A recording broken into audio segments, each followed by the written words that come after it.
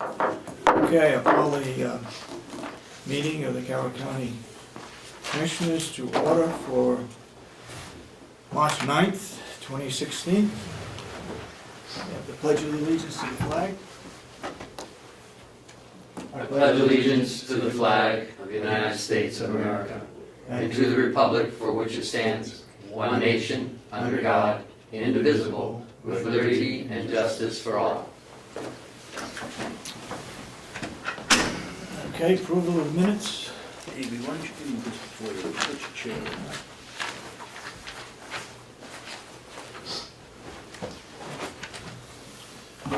Somebody said we had corrections to the minutes? Yes, I just, one, I'd like to see some more verbiage on the discussion of the special audit questions, rather than just, what did I see, front page, questions about addressed on the special audit. I think the fourth, we ended up with 4 questions, I think, just to cover the history of the thing. We ought to have it in the minutes.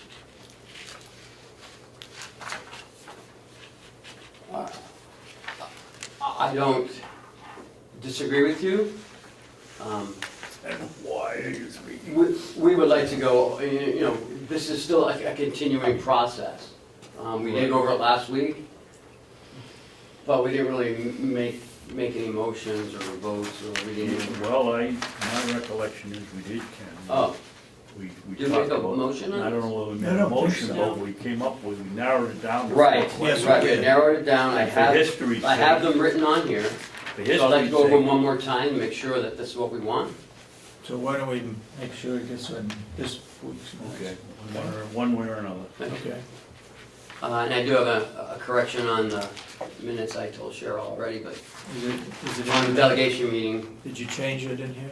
No, it was a date, I didn't know it till this morning, I will change it though. right, What- it's 3/14, not 3/4, on the delegation meeting. Where is that on I here? think it's on page 2 or 3. The upcoming events.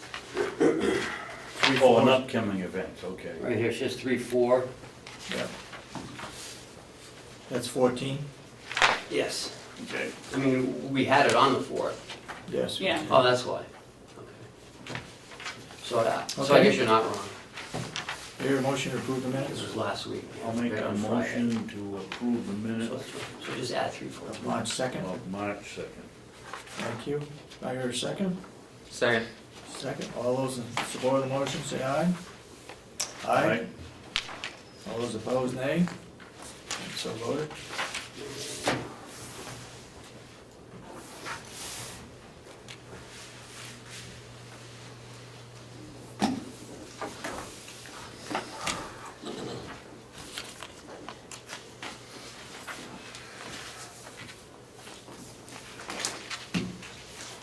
Mr. Chairman, because we have to leave in like 10 minutes, can we move around after public input, maybe do some of the updates before we get into the work session? And do the work session when we get back from the nursing home? You don't want to ask for public input? Yes, yeah, we'll do public input and then, Okay, because we have to leave in like about 10 minutes. okay.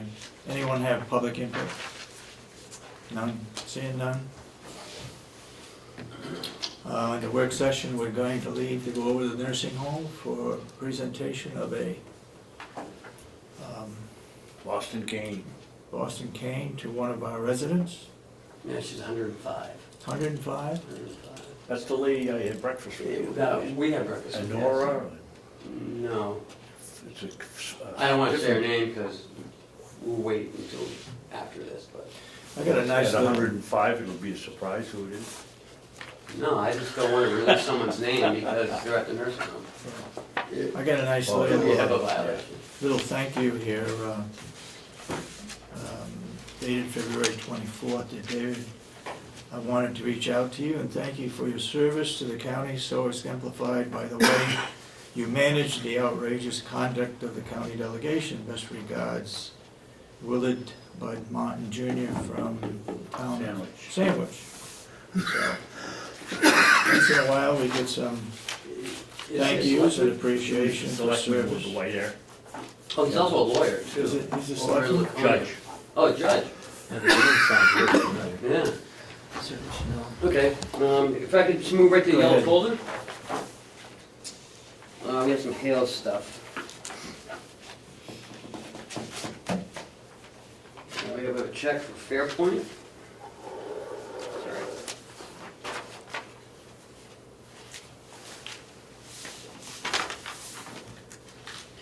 Here, this is the budget.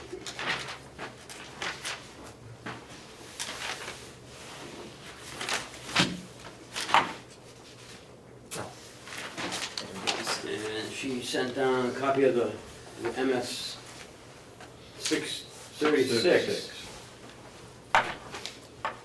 That has to do with the Hale's budget.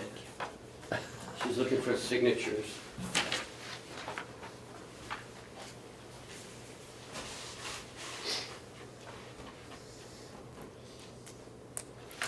Can we hold up on this one, because I've never seen one of these before, and I'd like to see what it is. Form 636. Yeah, you're asking me. Oh, I'm asking, I don't know what even what it is. I should be asking you, you're right, Mr. Chairman. Form due date 20 days after the meeting.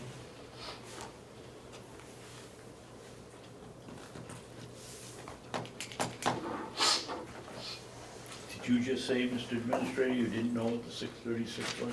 I did not. I've never seen it.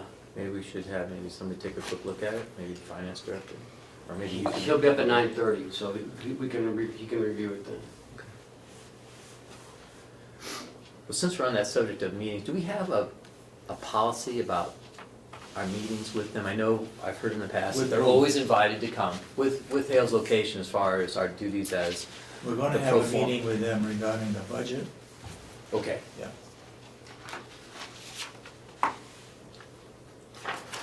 But there's no requirement for a meeting. Okay, I was just wondering if we had, well, we can look into that, but I was just wondering if we had just some sort of policy and No. as far as maybe that we could extend to them. Like formally send them a letter, says they're always invited to come to voice any concerns, and they can treat any commissioners meeting as a Hale's Locations selectmen meeting, something of that nature. So they are, It's no different than anybody else.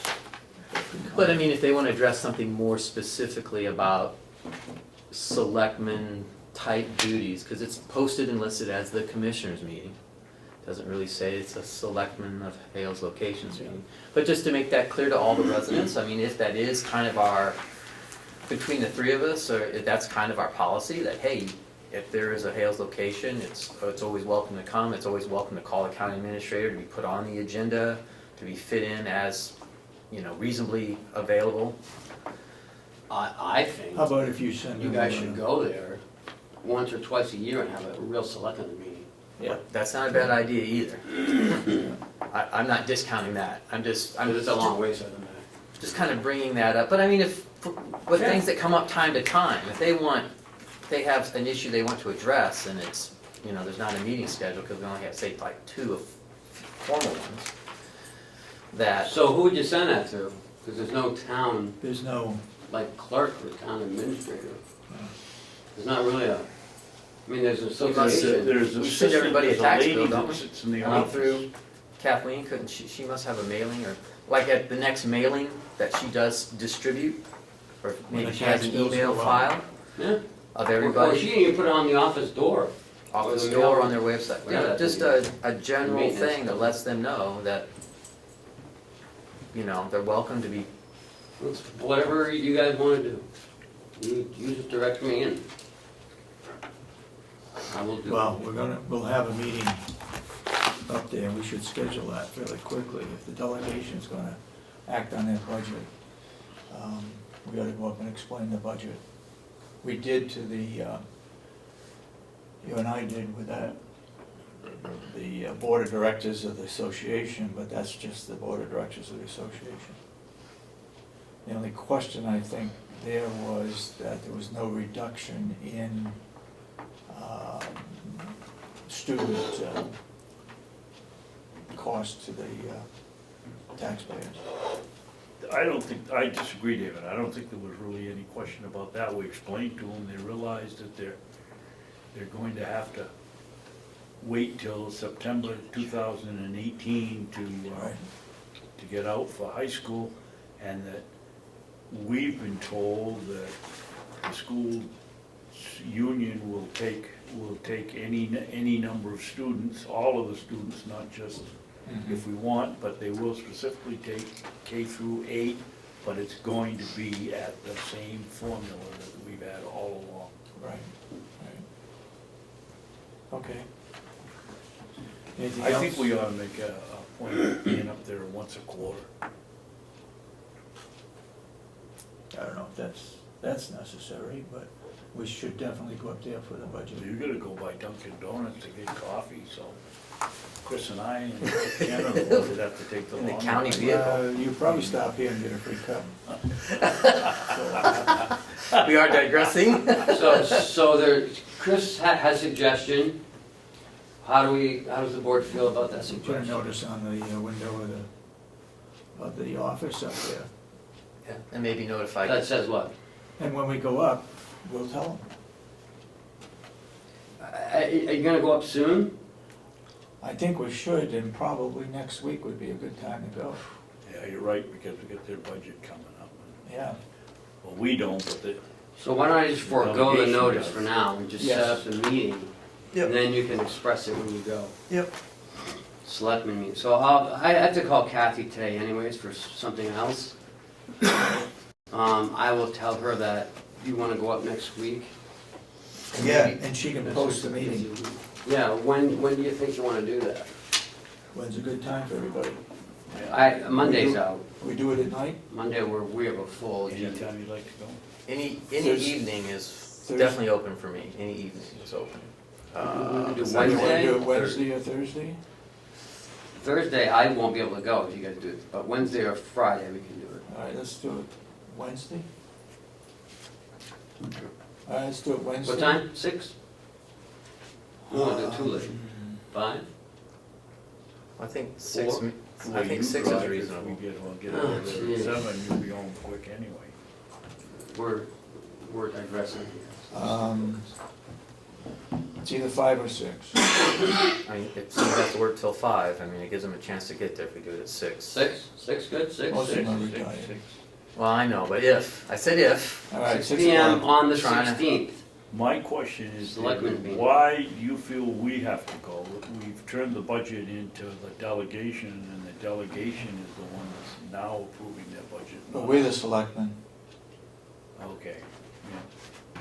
Yep, I keep forgetting that that's okay? a different bag, yep, you're right. So Wednesday at 6 o'clock Yep. at Hale's location. We need to set up a meeting. Yeah, is there a room up there? Or we do the Set up a hotel? meeting at the hotel, yeah. That may be the, whether they have something going on or not. They have different fundraisers there, Yeah. people go there, so Well, they have 2 or 3 or 4. Well, let me check it out and I'll let you guys know tomorrow. either Wednesday or Friday, okay, Okay. all right.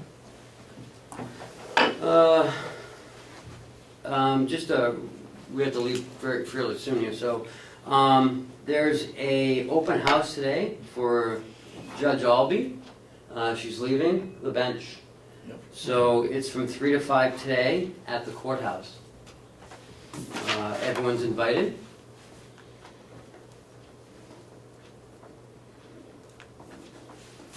And let me discuss the. I won't be there, but I think I'll send her a little note. Okay.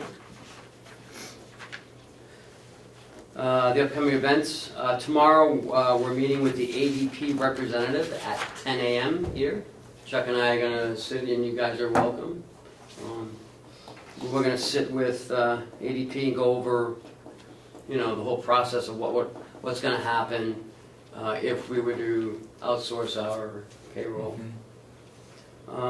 Next Monday is a delegation meeting at 9 a.m. on the 14th.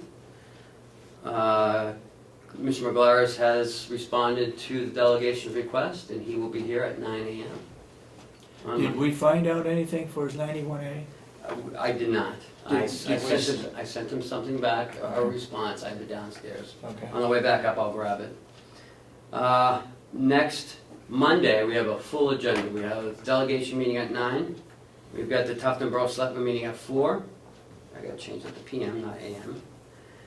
And we also have the Freedom Selectmen meeting at 7. So we'll be wrapping some hours up in the county vehicle. The following week, we'll be in Madison at 7 on the 22nd, which is, I believe, is a Tuesday. On the 24th, we'll be in Jackson at 4 p.m. And at the end of the month, the auditor will be on site for 2 days.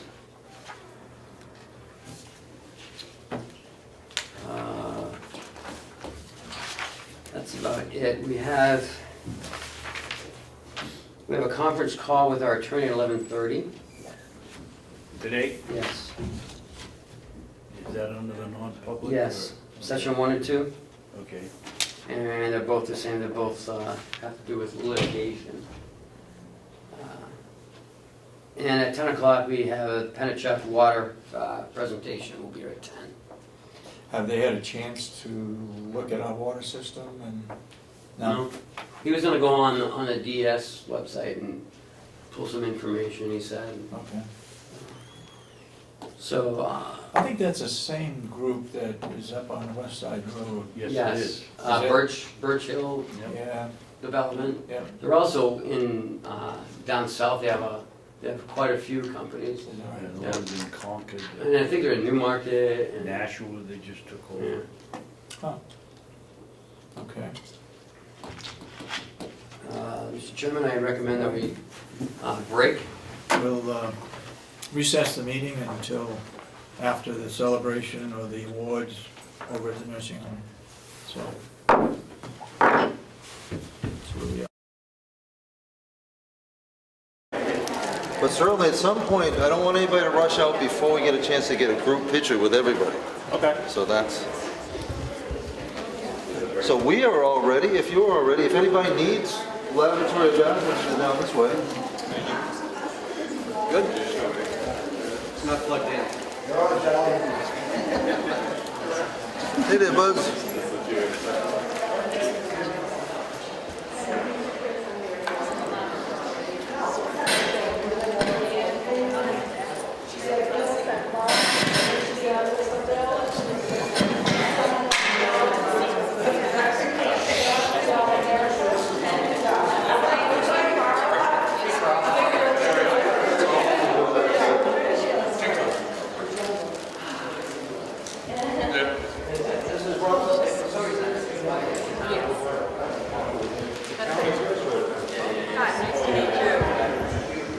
Mom, I have some flowers for you.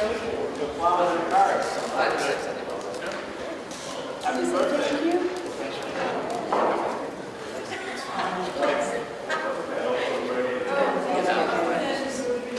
I have a birthday card too, Mom. It says birthday wishes. May the hours of your special day beautifully unfold into a bright bouquet of wishes for you, your heart to hold. And it's signed by Arthur, I'm not going to even try and pronounce your last name, Capello, Megan Taylor Federer, Kathy L. Seaver, Jim Hubby, Horgan, Kelly here, sorry, and Erica Rogers. Yeah. Say thank you. Say thank you. Say thank you. He says thank you. Look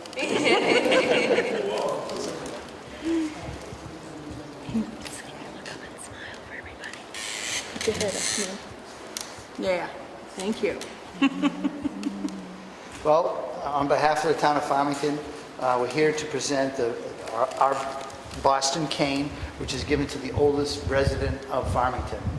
It's been, Arthur, do you know when this tradition started?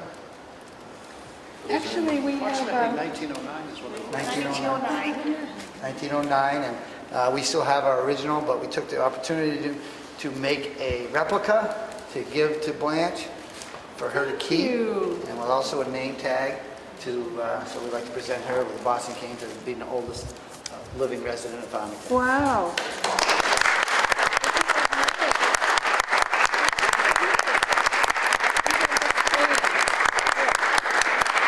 Can you have the cane one? There you go. There. That's pretty special, huh? That's for me. Yeah. And we also want to wish her a happy birthday. Yeah. Happy birthday. Now, if I could, I'd like to ask all the Farmington officials and the county commissioners to gather behind Blanche and her daughter, and we'll get a group photo. Isn't that nice?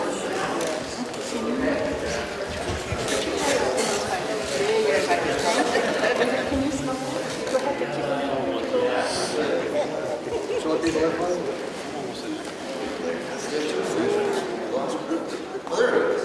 Here, I need to move over there. I'm going to say thank you, that's good.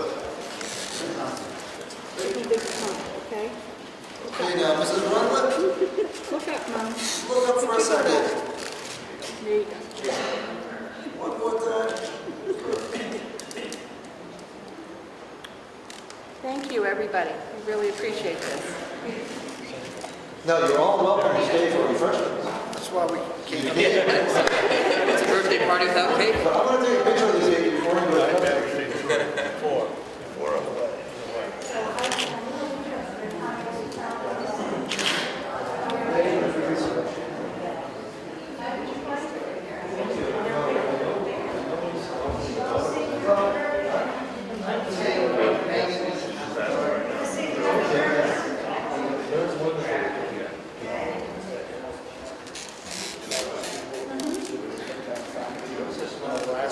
person we presented to was in 2012. That's the problem. Sometimes it Down wants that was actually in Rochester. And hope that they get, I think they're going to, the original. Well, we have a tax collector who's been around for a long time, he's got a lot of history. Who's that?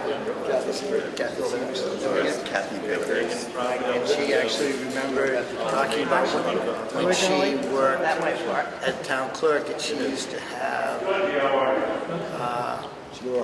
her husband check off her work before she did the bank deposit. Her husband was the treasurer. Oh, Dad was the treasurer for Right. for years. And she worked for him. Okay. So that's how long Kathy's worked for us, 35 years.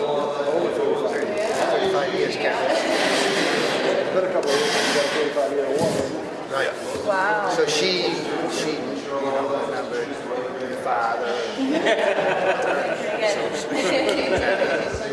Wow. Bill.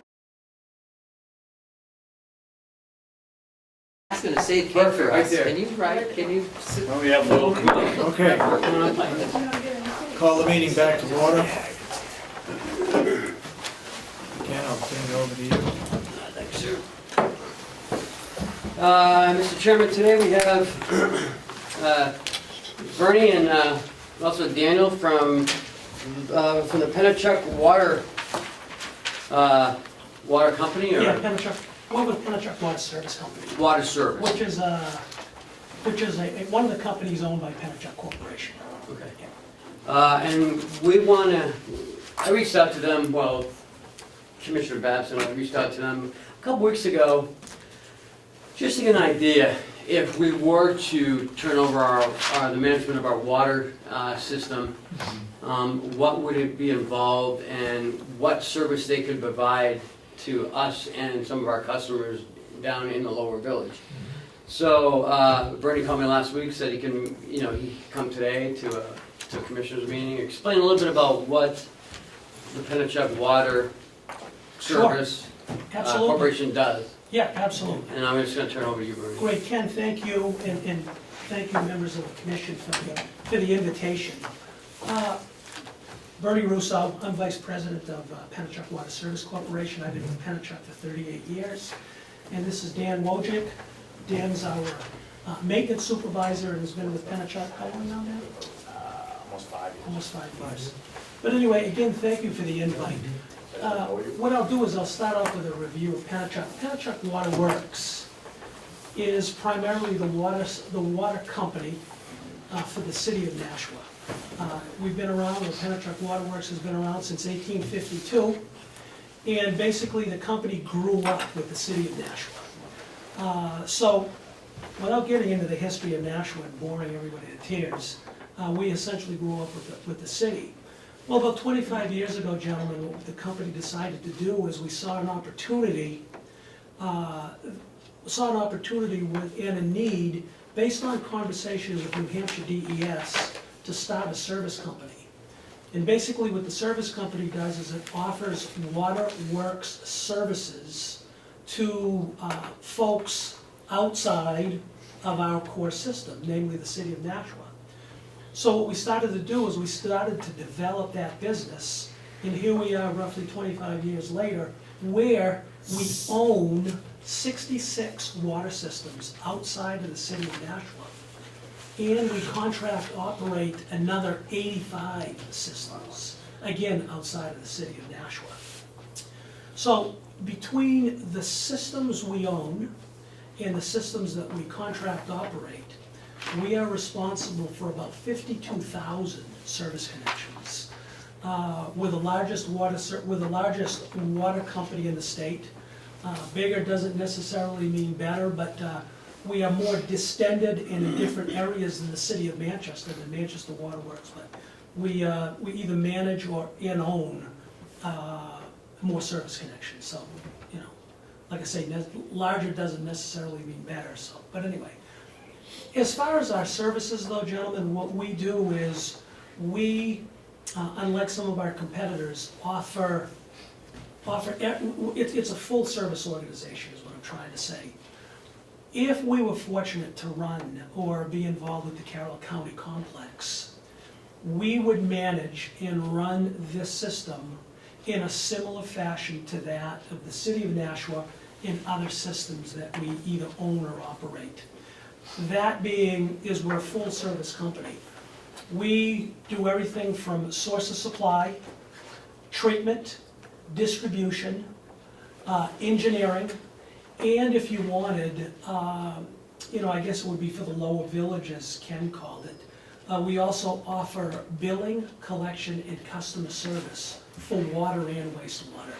We do not have, in Pennachuck, we do not have a wastewater element from an operational perspective. We focus solely on water only. However, the billing is not a big issue as far as, and it's a natural jump from water to wastewater billing, so we offer those Which would be strictly water. What's that? Would be strictly water. We would be strictly water, Commissioner, yes, as far as the operational end. But like I say, billing, collection, and customer service, we offer that for both. So, how would we do that? One of our stops up in the north, the North Country, as we call it, is up here in North Conway. We own the Birch Hill system, which is about 230 units. So we're up here on at least a weekly basis. And for now, until we acquire additional systems through contract operations, we run that system in North Conway out of Pittsfield, New Hampshire. We have a 4-member staff in Pittsfield because we own the Pittsfield Aqueduct Company. We bought that, I want to say, in the order of 14 or 15 years ago. And we have a four-member staff up there that takes care of Pittsfield and then does some North Country work. We also, as of January 1st, signed a 3-year contract to contract operate Woodstock, New Hampshire, which is really on the wrong side of the Kank, as you might imagine. But the crews in Pittsfield take care of that stop as well. So, as far as our ownership up at Birch Hill, we're up this way at least on a weekly basis. So managing the Carroll County complex, after we figure out exactly what you have in mind for us to do, we don't think would be any large issue, out of the ordinary issue, because we're here anyway. So, as far as operational details, like I say, we take great pride in the fact that we're a one-stop shopping for the commissioners and for Mr. Robichaud. When we operate the system, as I said, with your okay, unless you put some limitations on us, we're gonna run it just like we run Nashua. However, the only difference with that would be is if we find a deficiency in the system, whatever it be, a well, a pump, whatever the case may be, because I understand you have a 200,000 gallon tank that gravities into here and into the village, if I'm not mistaken, just on some basic homework that I've done. If there are deficiencies in the system, what I'm gonna do, what Penachuk will do, maybe Dan, maybe myself, and there are others, we have 103 employees that will be at your service. We're not gonna spend any of your money unless you authorize that expenditure. So if there's a bad pump, for example, I'm gonna call whoever my contact person is, or Dan will, explain the situation and explain what we found and how we wanna manage the problem. I'm not gonna call Ken and say, hey, Ken, you have a broken X, what do you want me to do? We're gonna call, I'm gonna say, Ken, here's the situation, this is the way we'd like to approach it, this is the cost to manage that repair, I want your authorization to go. The only time we would not do that if there was a health issue. I don't know if you chlorinate your system or if you have any treatment on your system. However, if you lose a chlorine pump, all bets are off, guys, because that's a health issue. You're not generally talking a lot of money to make those repairs anyway, so we're going ahead to make those corrections in that repair. Again, it's a health issue. And when I talk about people at your disposal, the two people from whoever Ken may call, Ken's gonna call directly to me, or he may call directly to Dan. We have others, we have 24-hour emergency availability. But like I say, when you get Penachuk, you get, whether you like it or not, you get the whole shebang. We have engineering, customer service, GIS folks. Help me, Dan. We have a lab, we have our own lab. We have our own, thank you, Dan, our own lab. We have a 35 million gallon a day treatment plant, which is where Dan is based, where we have 15 operators who are also at your disposal. We have 3 people in the laboratory. We have a meter department, either for meter installation, meter reading, meter repair. We have a 10-bay 5/8 bench for testing meters. We have a 4-bay test bench that'll do 1.5 and 2 inch, and that's a service that we offer. So we're proud of the fact, again, I know I repeated myself 50 times here, but when you get Penachuk, you get a full-blown water company, and we would run your system like we run our own. And I guess that's my kind of my review and sales pitch, so to speak. Have you had any input at all from a current manager of the water system? No, we haven't even had a chance to introduce Will yet. Okay. Bringing in, this is Will DeWitt. He's Will, how are you? currently our water and sewer guy here. Sure. Certified. And he's also our outside maintenance director as well. Yep. I saw your name listed, Will, on New Hampshire DES One Stop. If you go to that on the One Stop, you're listed as, I think as the owner's rep and operator. Yeah. Well, Ken might be the owner's rep, and I think they have listed as the operator. Right. I usually am more the superintendent role, and then I have a primary operator that works for me. Yeah, right. Him and I both take care of the system. Sure, excellent, excellent. Go ahead, Commissioner. I get a bunch of questions. First of all, Bernie, do your employees work here or do ours? Our employees will. I mean, at least that's the way I have it set up, or my understanding. I don't know your system yet, Commissioner. I don't know how it's staffed. But my thought process in my conversation with Ken is you were looking for an operator. So the folks that would work here, probably not stationed on site and would come out of Pittsfield, unless part of your requirement is that we have someone stationed here. We can discuss that. But Penachuk would operate your system, Commissioner. Penachuk employees. Thank you. And when you say operate, are you leasing this facility from us, or are you coming in here as an independent corporation that's gonna take over all the responsibilities, or how does it work? Great question. Well, we did, I mentioned that Penachuk owns 66 water systems outside of the city of Nashua.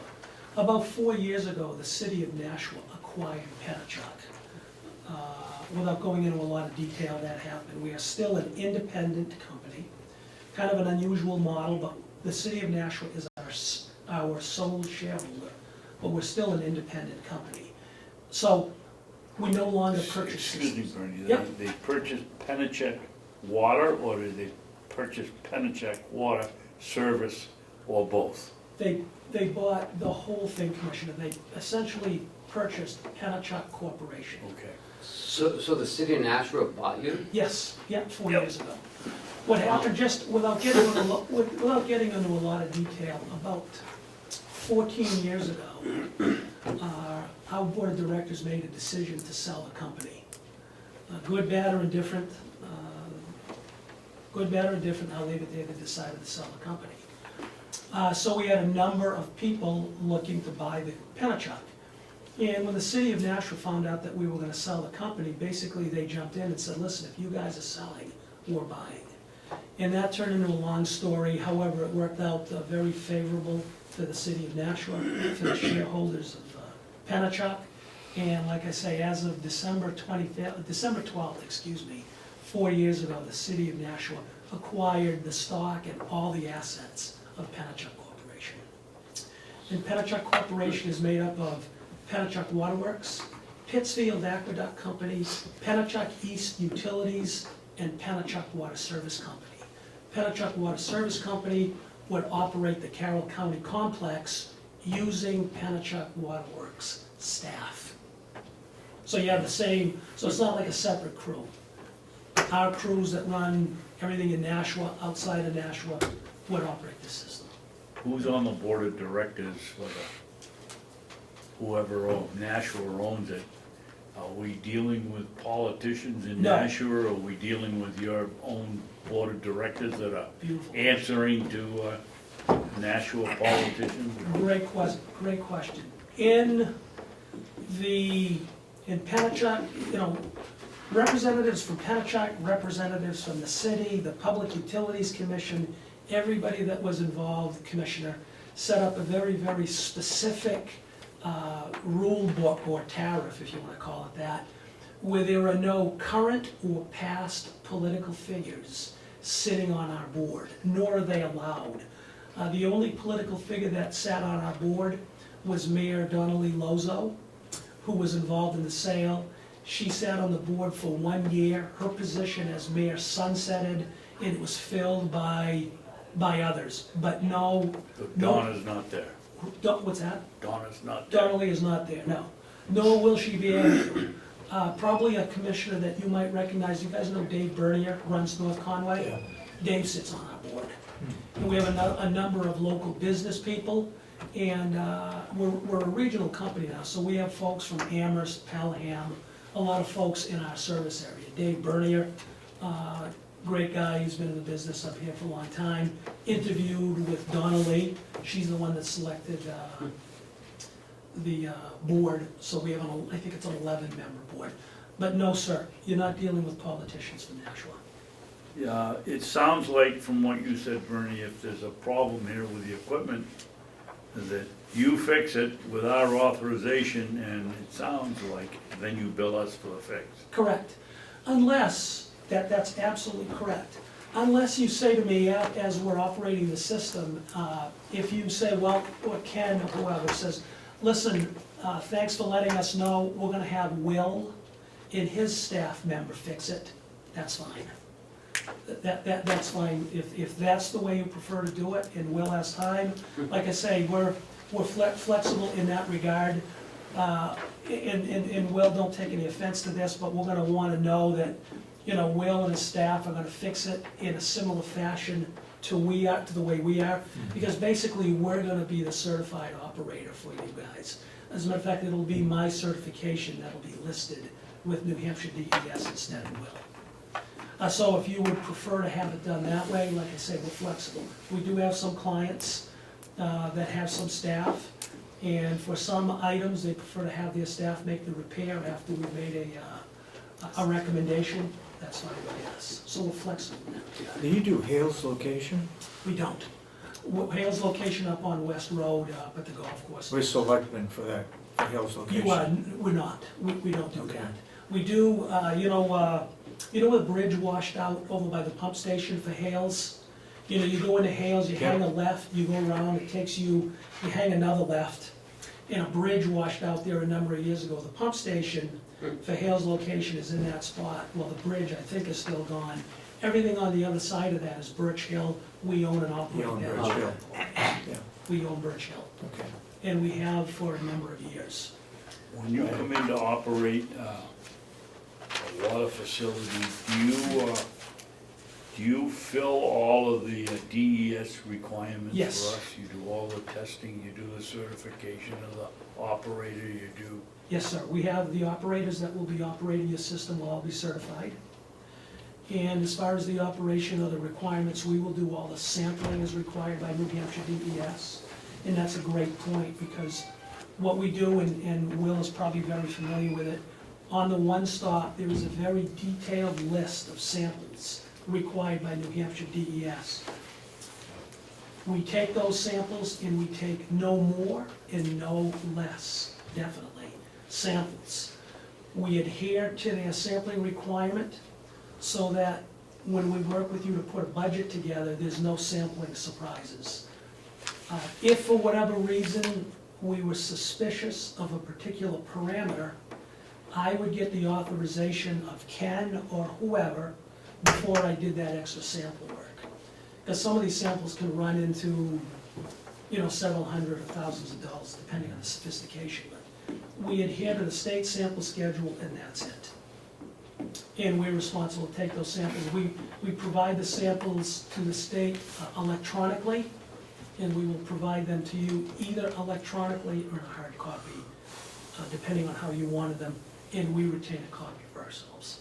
when you originally come in here, if you were to take it over and there's changes to be made on the physical plant itself, do you absorb those costs and amortize them over your collection for the next 10 years of the No, life sir. of the contract? No, sir, we would not accept any financial liability in that way. We would work with you as far as making, if it was an emergency repair, we take care of that and we bill you. If it I was was thinking, Bernie, more of meters. meters, no, sir. We would make the recommendation and then help you develop a capital plan, but there would be, how should I say this? There would be no monetary input into the Carroll County complex by Pennachuck. What about updates Updates, we on the would, system? Would that same thing, would that get passed on to us while you operate it? yes, only after you authorize them. They're just a manager. I Correct. understand that. We still own the system, we're still responsible for the water coming out of the pump, Visible. Right. Yep, if it's, if the water's bad, then, we're responsible, because we're the owner. That's the conversation we have with DES. that's an excellent point too, Ken.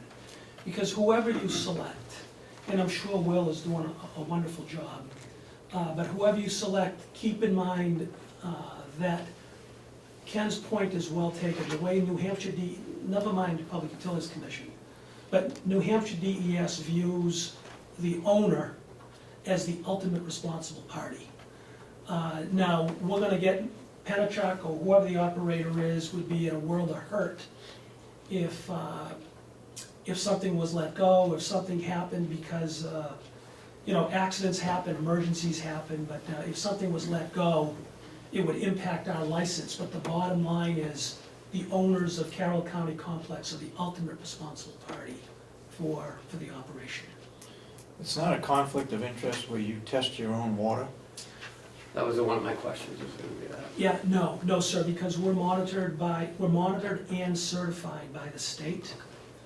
And we also use, because of the volume of work that comes into our laboratory, Commissioner, a lot of our work goes out, depending on the complexity of the sample. What we learned a long time ago, I was our company chemist, my first 10 years of employee, I was our company chemist.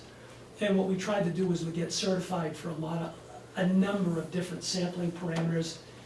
It made no sense, financially and for the amount of equipment that you had, for the frequency that the sample would occur. So basically we're certified to do we can do all kinds of tests, but the certified analysis, we do some of them we send out to labs that have that certification.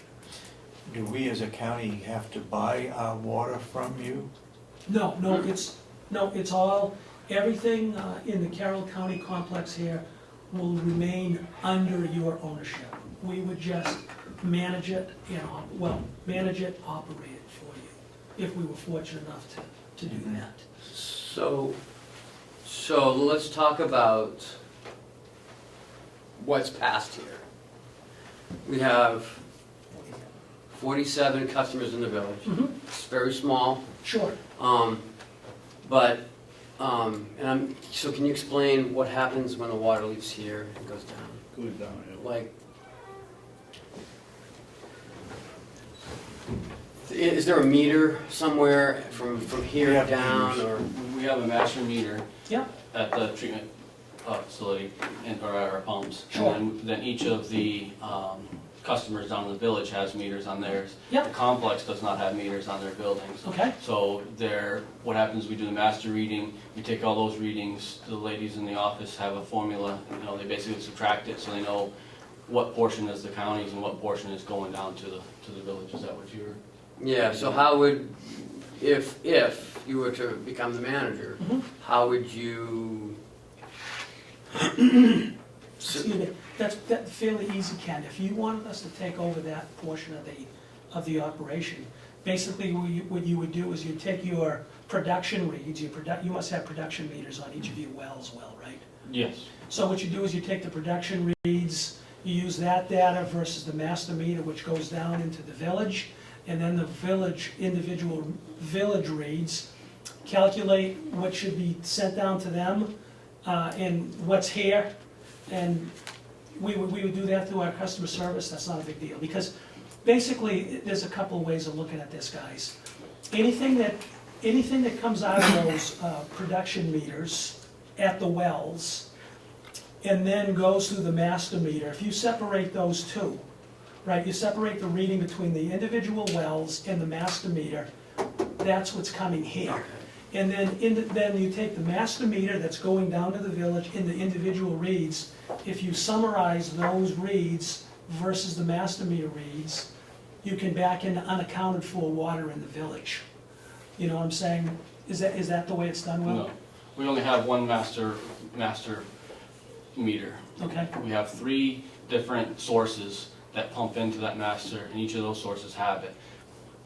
Basically 100%, yeah, for the most of the time, comes out of one well. Sure. The other 2 are backups for the most part. yeah, So it goes through that master meter. That's the only meter that's up there. The water flows all the way through, it branches off into the county as it goes here, then Yes. it goes down there. Sure. So there's no additional meters separate for them other than what's at their house. at the house, yes. Right. Yeah, no, so that, I think we're talking, it would take, we'd have to look at this, but it sounds like a fairly simple, We do have a meter as it leaves the county complex, correct? No, We don't? no. I thought we did Thought too. we I did. thought we had one. for That's the- why I'm asking, because We don't read any. it's a little complicated for me, because I don't understand the whole system. I've been up there once, but, I just want to make it easier for everyone involved, it doesn't sound insurmountable. Okay, I just didn't- At all, Ken. And I can't sit here and say that I know all the ins and outs, but if there's individual production meters at the wells, then a master meter, and then individual meters on the homes, very, very doable. Okay. Not a big deal. And then you can manipulate the data between the master meter, or the water after the master meter in the individual homes, and come up with, there's a number of things, unaccounted for water. If we did that, do you do meter PTs, Will? Pull-in tests on the meters? I don't know, do you pull them out and test them? for Yes. quantification? Because we could We just manage did that that last for you year. as well. Yeah. Yeah. How often do you bill? Quarterly, monthly? Yes, quarterly. Quarterly, yeah. That would absolutely be fine if for whatever reason you wanted to increase that to monthly. A lot of homeowners would like that. It's like you pay me now or pay me later, but if you wanted us to bill monthly, quarterly, that's not a big deal. The advantages of monthly is it increases your cash flow. and also helps you determine unaccounted for water or breaks in the system much more quickly than a quarterly read, but we'll do it either way. We have no way of telling whether there is a leak down in the village, is what you're saying, because we don't have a meter that leaves the complex. Right. I mean, Even though the system is fairly new within, right. how many years? Last 10, 12 years, something like that. I think Steve's We talked. put all new piping in, the whole works. Really? Yeah, because we just paid off the bond, I think. Yeah. We will be. 2001, the whole system was all redone. All ducted Yeah. well? Yes, all the way down to once it gets down to the village, it gets a little hairy because that's, things were added on and put on at different points in times when Yeah. we weren't really a water department. Sure. So down there, it can be sketchy of what's in the ground, but what was redone all the way to there was, The main lines are Main all line, done. 8-inch, All the way 6-inch? from up there. I believe it's either 8 or 10, I think 8 it's or 10. 10, fire protection down there with hydrants? Yes. Yeah. What brand meters?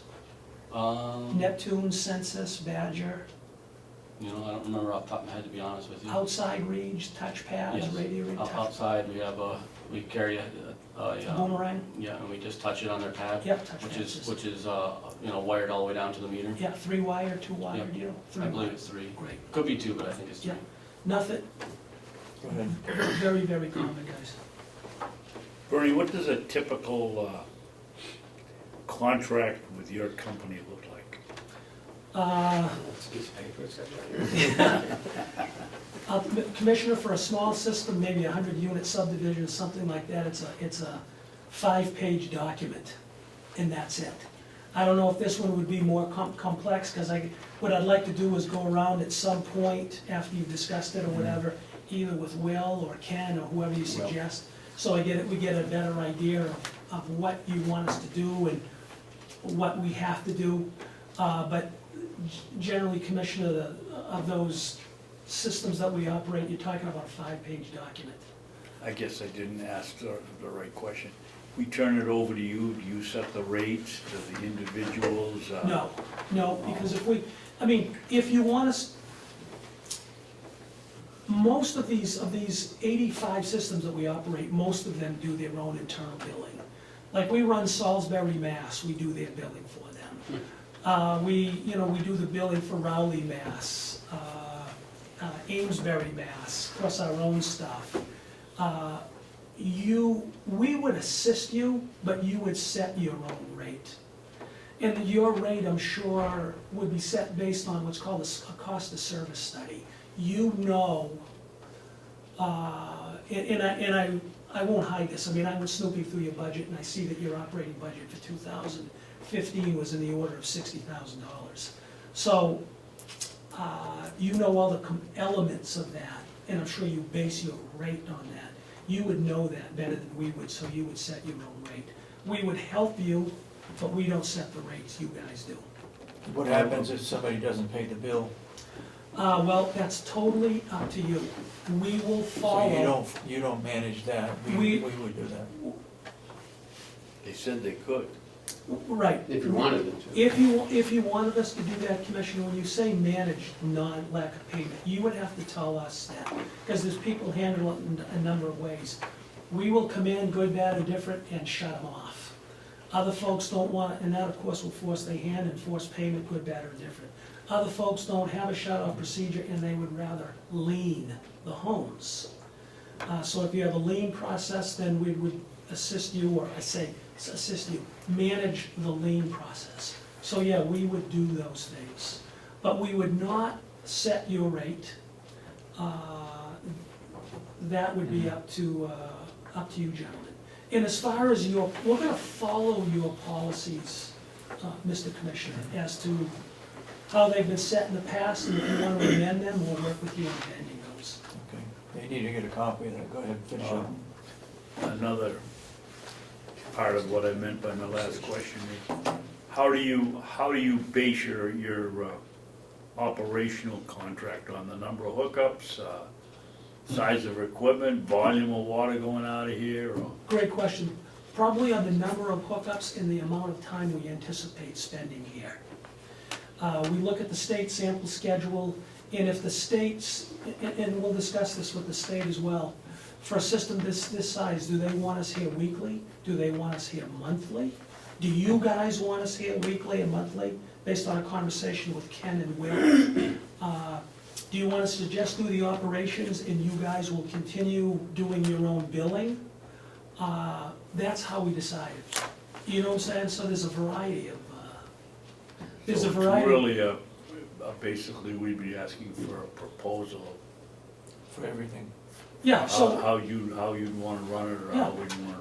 Yeah, so if you wanted a proposal for everything, Mr. Commissioner, then what we would do is we would go around, I guess, with Will, get a real understanding of what's here, including the meters and meter reads, the frequencies, what they look like, and then would provide you a quote. Yep, that's not, that's No, thank you. fairly easy. Can Go I, ahead. I'm sorry. Go ahead. Oh, you can continue with your thought, let's go ahead. Well, No, just that's a my quick question, as far as the village, the 40 or 47 units down there, and the complex, I would imagine you would want Penachuk or your operator be responsible for distribution activities as well. So if there were breaks, either in the village, mainline breaks, you would want Penachuk to make those repairs? If that's the way the commissioners are gonna go and have you operate things, I would assume so. Okay, I great. don't know, that's up to them. And then in the village, Will, do the homeowners own from the curb stop to the meter? So that's private property, so that's theirs? Yep. Okay. Are they all gated? Do they all have curb stops? Yes. Great. And does the Well, I say yes, as far as I know. Okay. Again, at different times in history, things have hooked up. For Sure. example, when you go down Old 16B down there, there's an old state shed. Yep. And at one point, the state was the one that hooked off of our water system to go to their shed, and then people just started hooking onto that. So there's a history, developed here. Sure. Assumingly, everything that we've ever run into, for the most part, in my time of almost 8 years, has curb stops and shut Oh, offs. great, So yes. I think that it's probably safe to say most of them do, but Yep. could be surprising if one didn't. Sure, because, as part of our offering, gentlemen, what we would do is, if you wanted us to do that and develop an RFP, would develop a schedule for checking curb stops, for operating gates, for checking hydrants, doing wet and dry checks on your hydrants, to prevent them, freeze-ups and proper operational issues related. Because I noticed you get US pipe, looks like you get a mixture of US pipe and Mueller. Yes. On maybe, looks like about 8 hydrants up this way. Yeah, here on the complex, I think we're in that area, and then we got a few down in the village also. Okay, yeah. It's probably not much more than that in the total, maybe 10. Yep, great. Fire department takes care of flushing and hydrants. Yes. They do? Currently. Really? Nice, okay. It's a deal. Then we that's charge them for the water. And as we should, Why shouldn't I? as we should. Do you really? He's an Ossipee. Okay. Oh, okay, okay. Yeah, he's a little biased. He's biased. Yeah, so, He has to pay a water bill down there. so when they flush the hydrants, you charge the village the flushing fee? No. No. Oh, okay. The I'm fire charging for the station, water.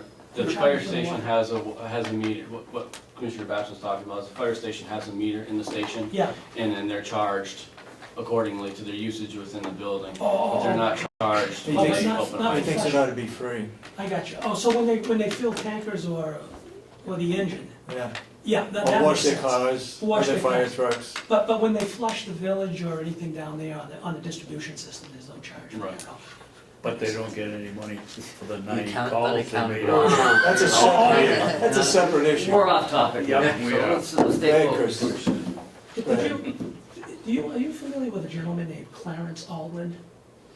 No, my name is actually Ahlgren, Oh, okay. so. Because there was a Clarence Ahlgren that was, somehow he was involved, I think, with Manchester Water Works many, many years ago. I see. Yeah.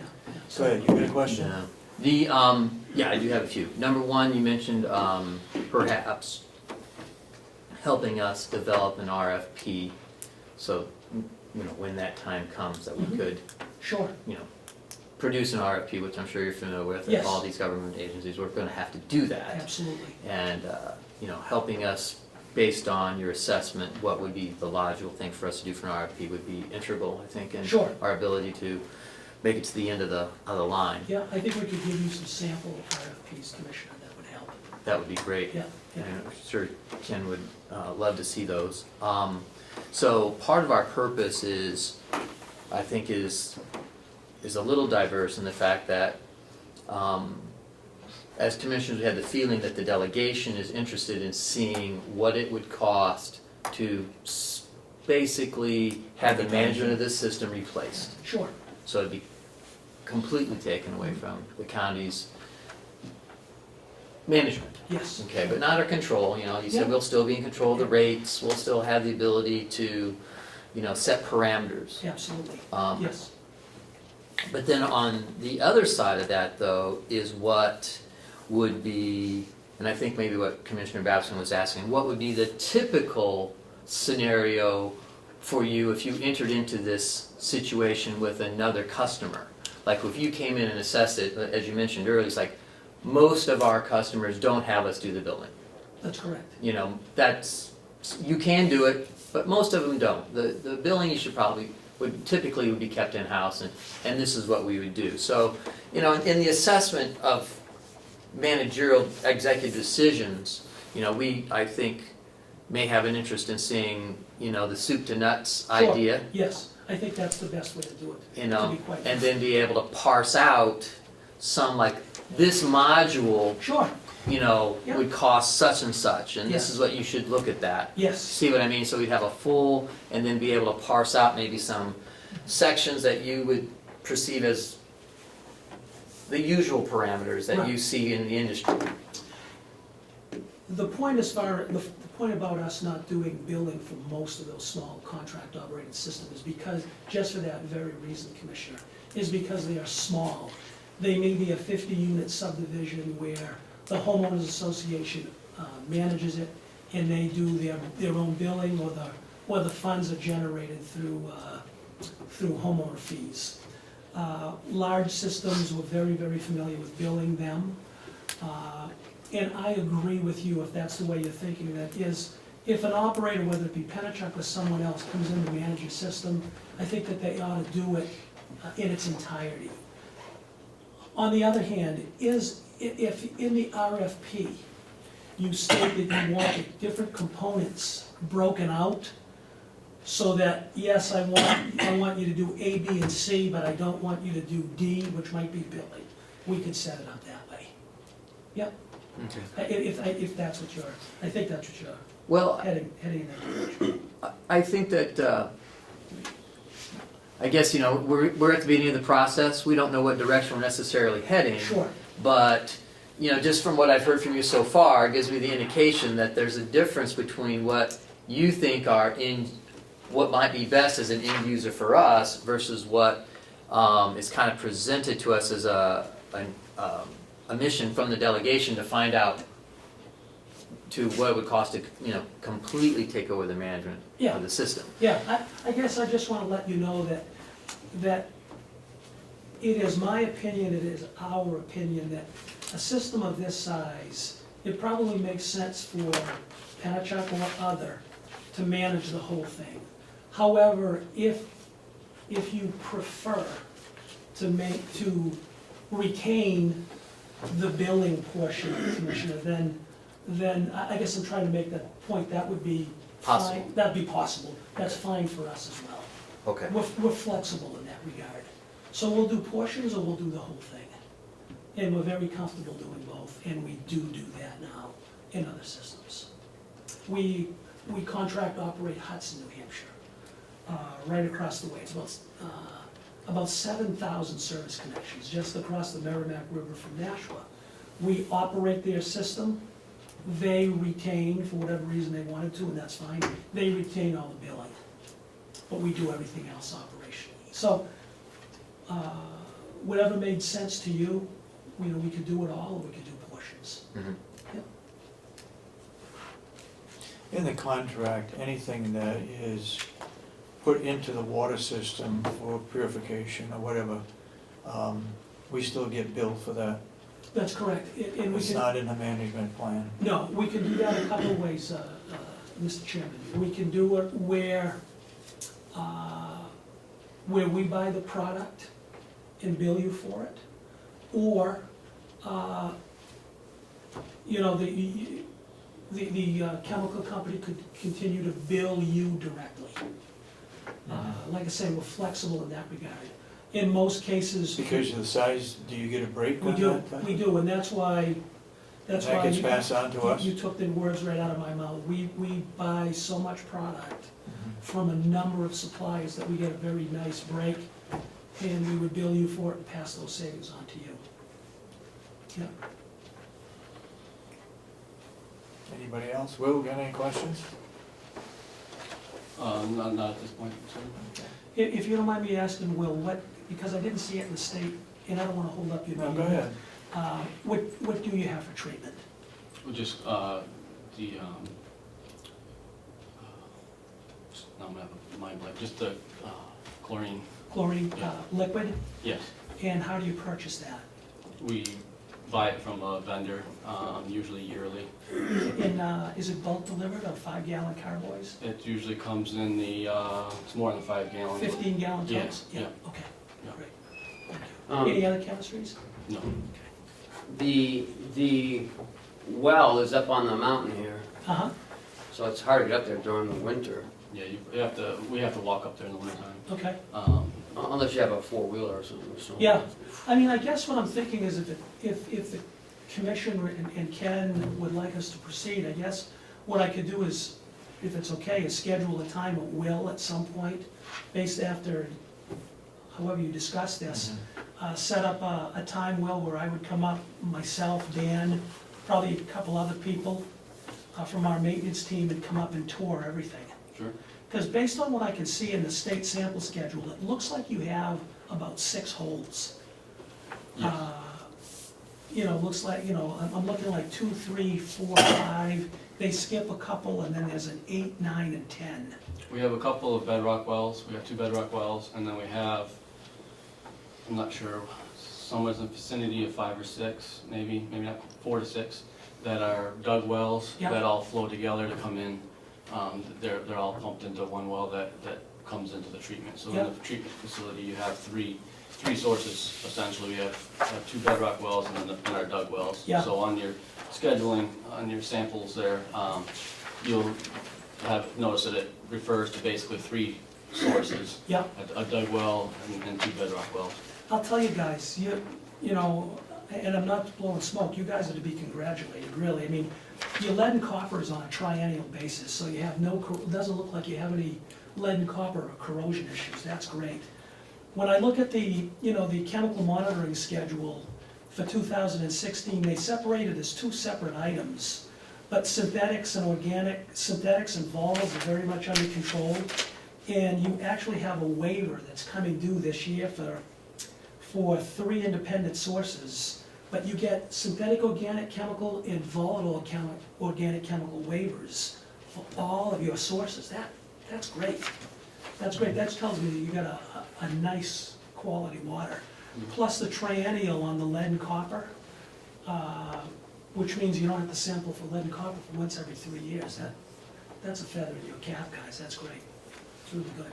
What happens if the fire department says you don't have enough backup to supply, in case we have a fire down in the village, you don't have enough water to meet our demands? Mhm. What happens in that case? I'm coming to see you and saying, Mr. Chairman, the fire department is telling me you don't have enough, but I mean, of course, supply, I mean, we're gonna get an understanding of why. And then if you want us, that's something we could do, but we probably would not engineer the requirement for additional storage, even though you got decent source supply of 200,000 gallons of elevated storage. But that's something that we would work. Plus the whole pipe from up there all the way down. Right, exactly. That's something that we would work with you and the fire department on. Is it an ISO issue? You I know, don't know. the insurance company, No, we haven't had that situation yet.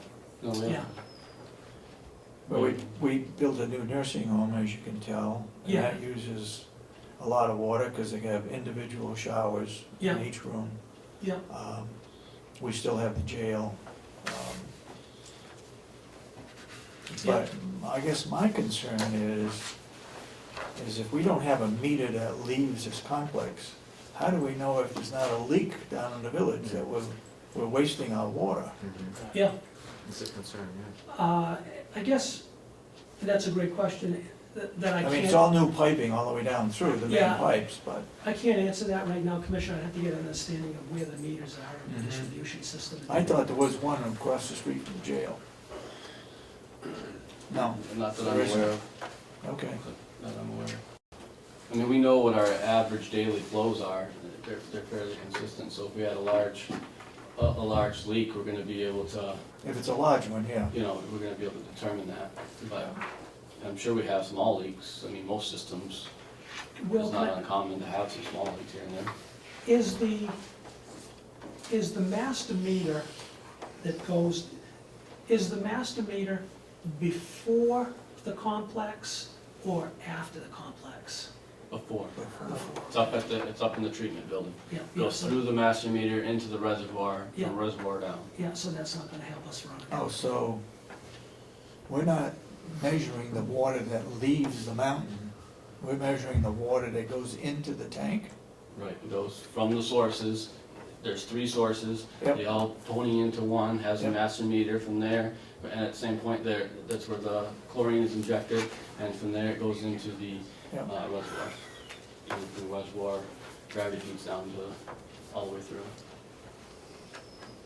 What would you say, why would we have a master meter between the wells and the storage tank? Between the well. Between the wells and the master meter, why would we have that master meter there? All it's doing is measuring what's coming out of the wells going into the storage tank, right? I did. Yeah. Dan mentioned that, and again, I'd have to understand the system, but maybe it's pacing the chemistries up there.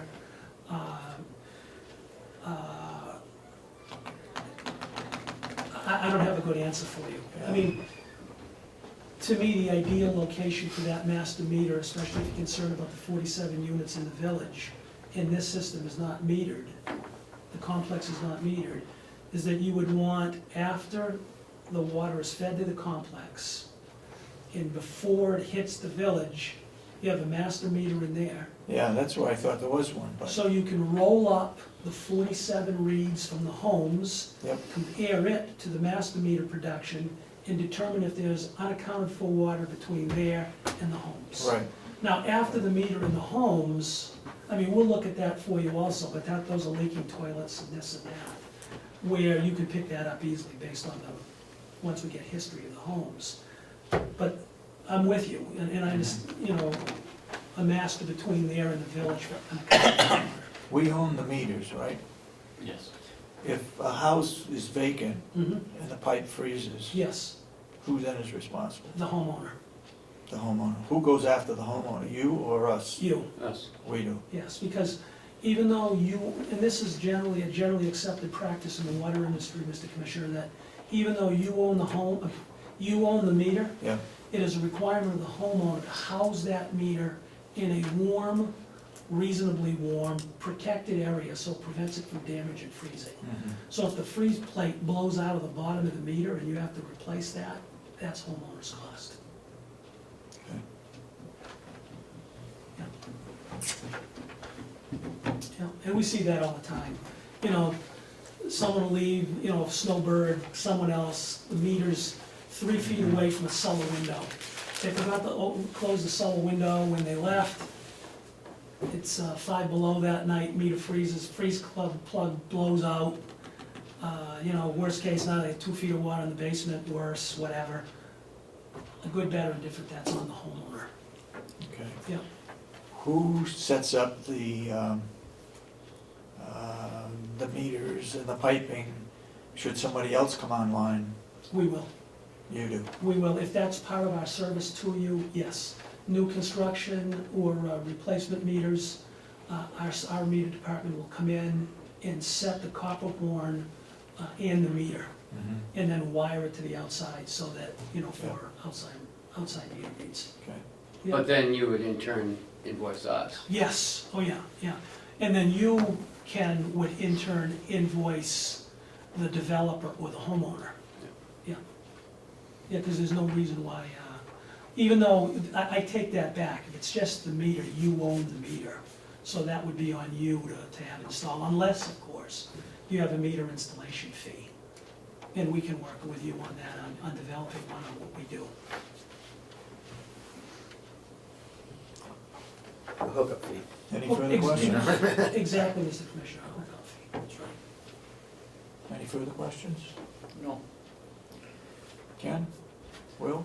Uh, Treasurer? Finance director. Vice Chairman? It- Finance Chairman? That's all I see the numbers. Question I would have, I guess. I have one additional comment that, that I think that, part of our objective here is to assess, the positives and the negatives of outsourcing the water management Sure, versus absolutely. doing it in-house. Yes, yeah, So I think what is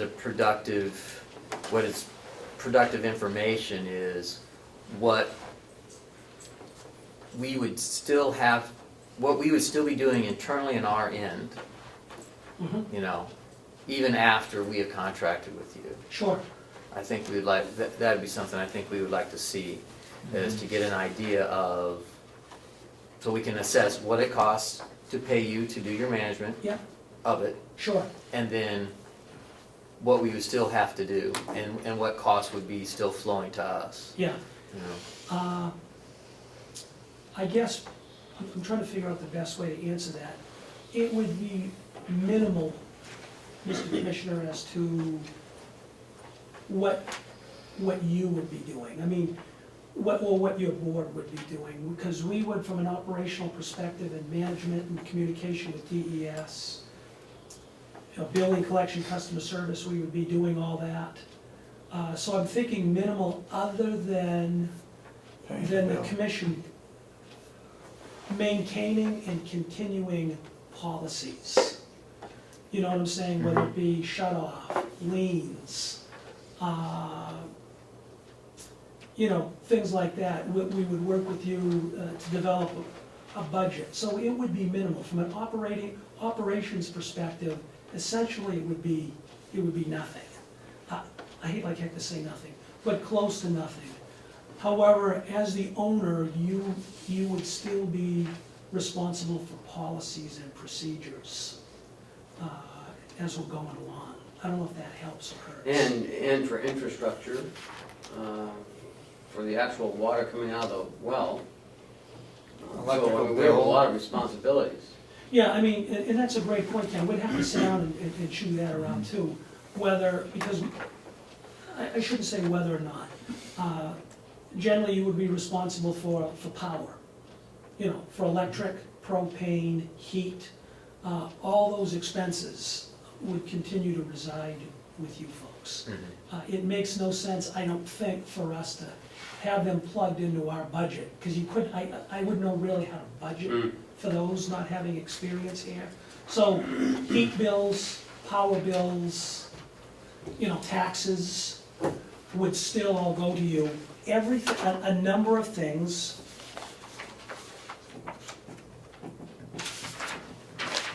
listed on your budget. And we can have a discussion about those.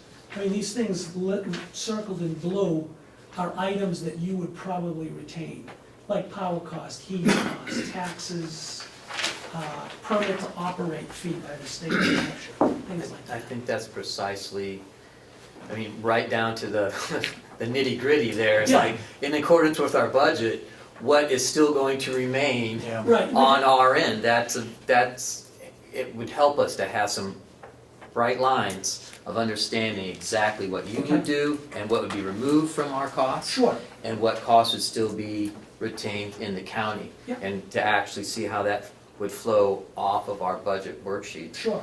That's the bottom line. I can't get any more nitty gritty than No, that. that's And then be great. able to put a comparison analysis together to decide if your bill Right. is worth what we're paying. And I think what we would do, I'd want to go back and discuss this with our team, but I think it might be worth having like a workshop with you gentlemen about that. So you might say, no,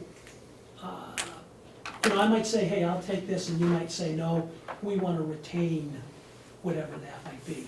And I think in a very short period of time, we can go down that list and talk about that. Because there's some things you might want to retain. And there's definitely some things that we would want you to retain. Namely, you know, power, heat, things like that. Taxes. Roofs on sheds. What's that? Roof on a shed. Roof on a shed. No, we'll do the roof, well, you're gonna, you know, we'll handle it, We'll pay the bill. you'll Yeah. pay the bill, but we'll get it done. Yeah, yeah. So- We probably should have started by saying we're perfectly satisfied with how our water system is being handled Sure. presently. Sure, We have a new system, we have less breaks than we had years ago. 12, 15 years ago when Sure. I was here. God, it was breaking all the time because we had asbestos pipes. Yeah. It was right up on the surface, it was freezing. Wow. Yeah, There was yeah. a whole lot of breaks. and Sure. It was constantly repairing. Yep, Right now, we've got a good system, we've got good people handling it. It's strictly a cost issue sure, with the people who approve our budget. yeah, sure. So may I ask, like I say, should I wait to hear from, say, Ken after you have a discussion so we can? I think you need to know what's our system is all about Exactly. before you can tell us what it might cost. Right, exactly. And then the other thing I'll offer is, if you want to have, I'll offer for you gentlemen, and yourself, of course, whoever, to come down and visit us as well. I really think. In Pittsburgh? No, Pittsfield? well, you can do Pittsfield, but I'd offer Nashua, where the bulk of our facilities and staff are located. What so would that- we learn by doing that? Well, I think you can see, you get a better, and that's a great question, you get a better level, you could meet more people, I mean, we could come to you. You can see the level of sophistication that we offer and manage, if that improves your comfort level on what our capabilities are and our experiences are, so I'll offer that. No, definitely not 100%. Coffee and donuts.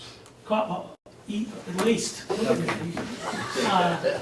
Coffee, no, that's just, That's for that's just, Mr. that's just for starters. He likes to have a free cup of coffee. Hey, free lunch.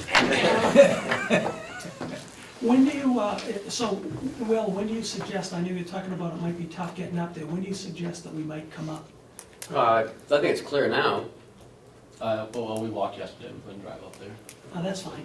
So within the next week, a couple of weeks, I'll contact Running you? should probably walk a little bit more. What's that? I said maybe you should walk up there. Another week would probably be good, right? Whatever, you know, if to drive up there, yes, it's not that far of a walk you can walk, but I guess whenever you would like him to be able to come see the system, then I will. I think sooner the better, is what I Yeah, say. sooner the better. Okay, how So about whenever you guys can work out a deal. within the next week to 2 weeks, is that, Yep. is that That's reasonable. acceptable? Our budget needs to be approved by the 31st Aye. of March. Yep, If they decide to go ahead and do certain things, we may need it in a hurry. okay. But And my prime we don't know contact- that. There's a lot of unknowns yet. Sure. And my prime contact will remain, will be Ken? Either one of those two. Okay. Well, yeah. I prefer you to call me and then I'll hook you up with Will if that's the case. Yes, Or if it's about budgets or numbers, then I'll hook you up with, Chuck. sure.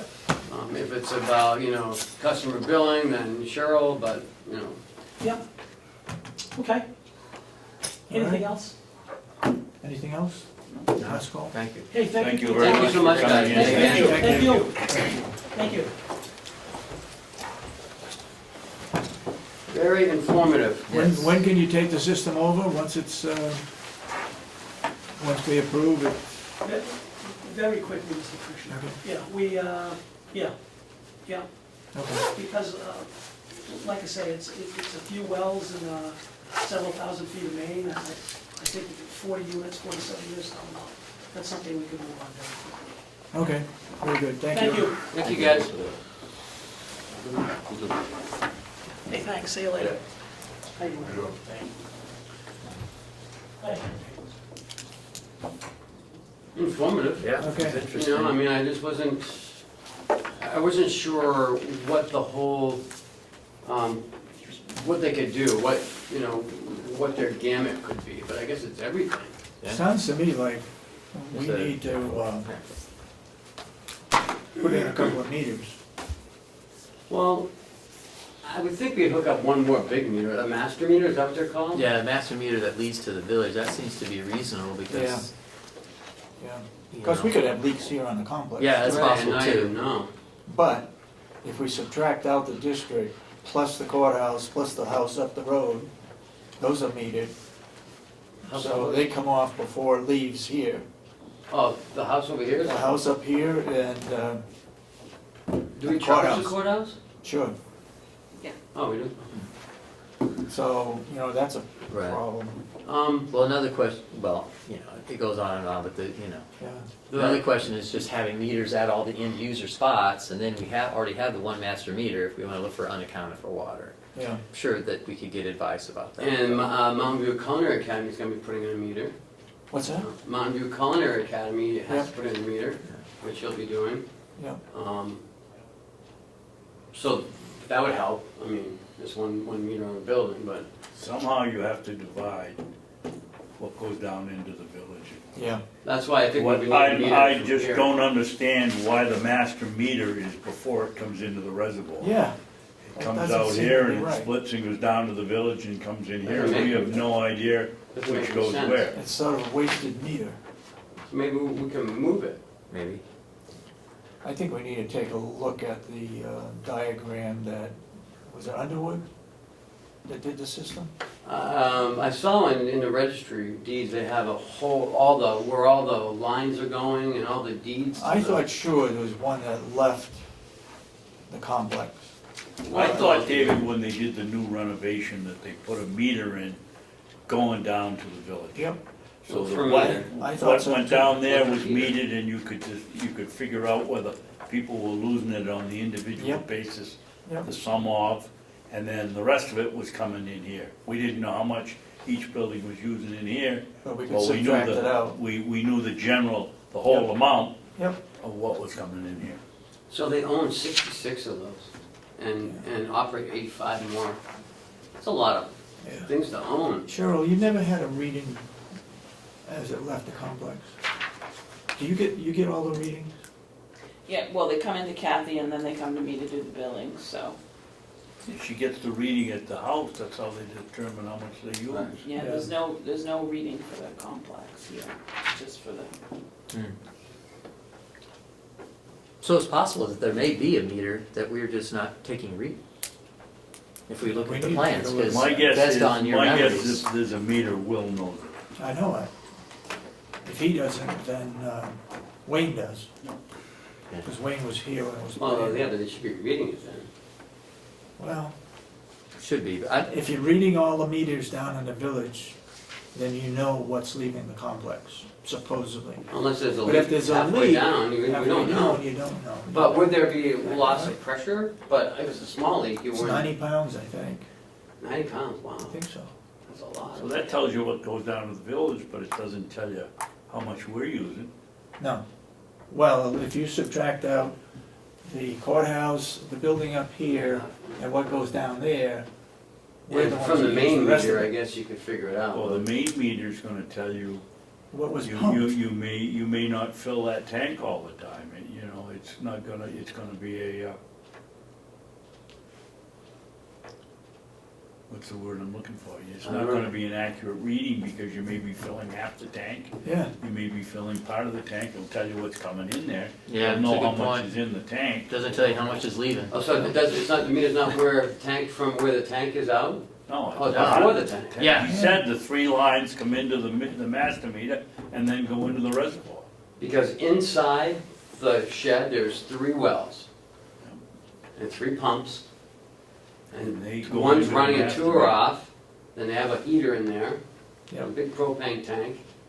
And then it goes, and then they have the chlorinator injector. yep. And Before then it it goes goes, into the tank. right, it goes from there into that big cement bunker. And then it comes down here. Right, and then there's a top reservoir. on it. The reservoir. Reservoir. But I think the point, It's a nice view from up there, by the way. Yeah. I like to have a house up there. well, it is interesting, but the accuracy of that reading, of what's going into the reservoir is not necessarily on a month-to-month basis Right. exactly what is going out of the reservoir. So if that's our baseline, it may not be So we should have the another best. Well, meter. There probably do should be down another here. meter somewhere. The only reason I can think of is having that, To get out of the village. Right. is having that meter there is that we know how much those wells can supply. Right.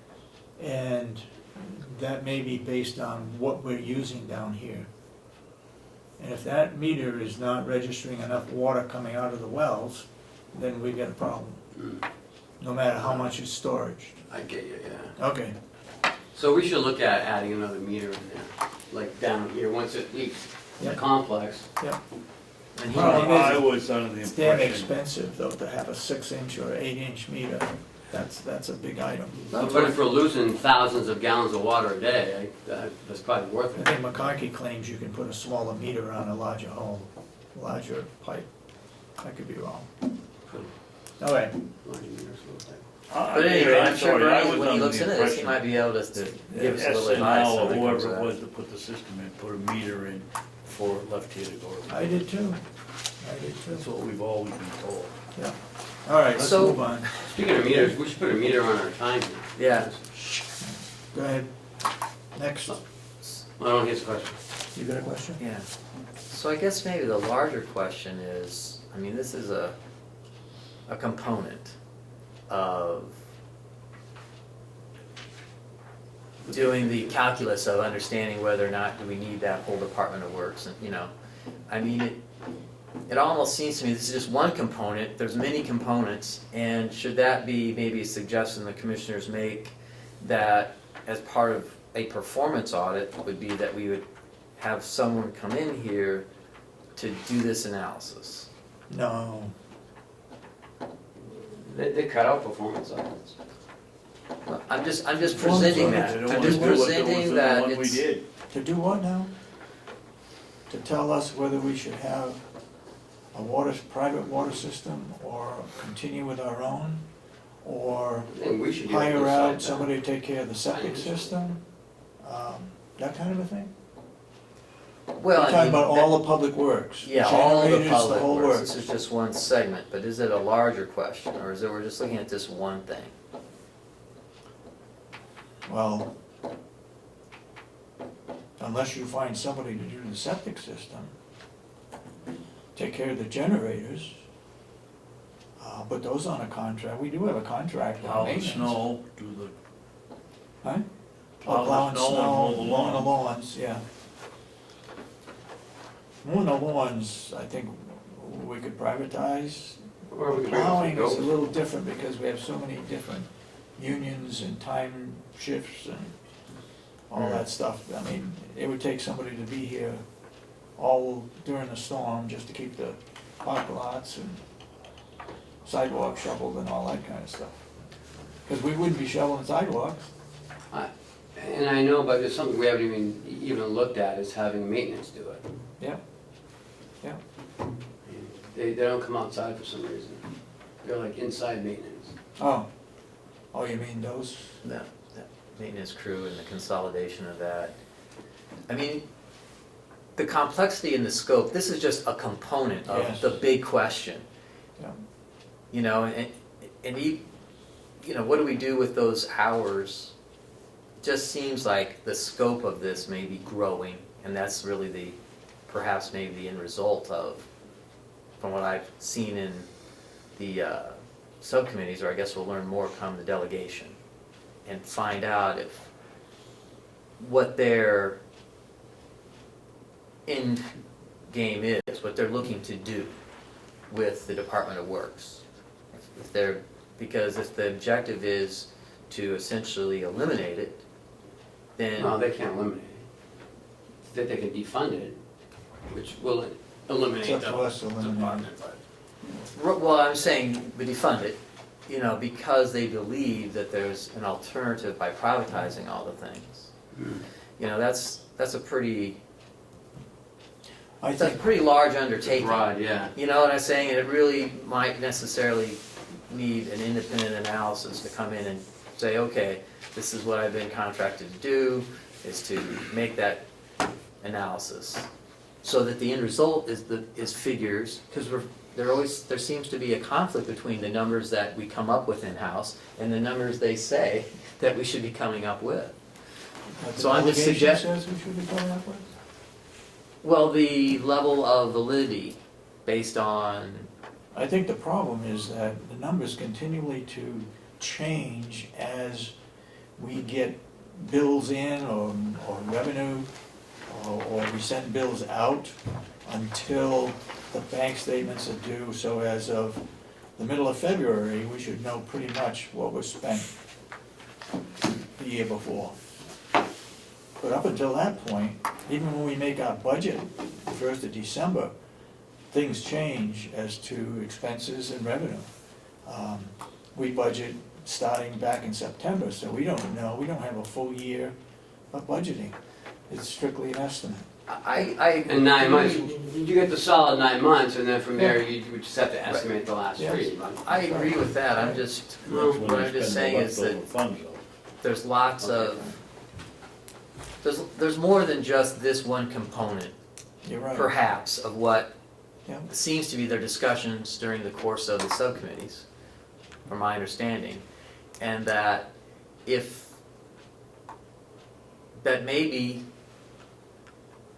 that's what we need, is to have someone come in who's independent, who is a consultant, that looks at what that department does, looks at what it costs the county to do it, and then looks at what it costs to privatize it, and then to give advice on whether or not it's a good idea or not. Because there seems to be always whatever numbers we come up with is what it costs. There seems to be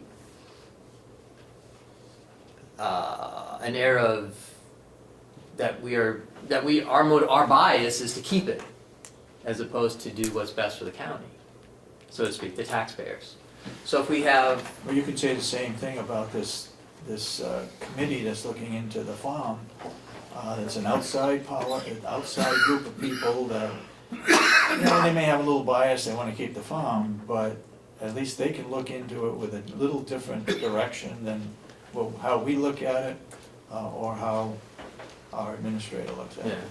All right, I'm let's move on. just suggesting that that's a reasonable process for them to go through, other than to try to cut out the water, like, at the 11th hour or the 12th hour, which Yeah. we don't think is feasible, but. I hope they don't, but What's the delegation's responsibility? strictly, Set They the budget. they appropriate the funds. We manage it. And we manage it, so. all right, let's move on. Just getting too deep in What's other next? parts. The special audit. We discussed it last week, the questions. Yep. In your packet, I have for you, I just looked through it, Kenny, I don't see anything in here that says, questions. yep, What about it? they're right on the special audit. Question 1, right down the bottom of the page. What are you don't guys have it? looking at? This, Right there.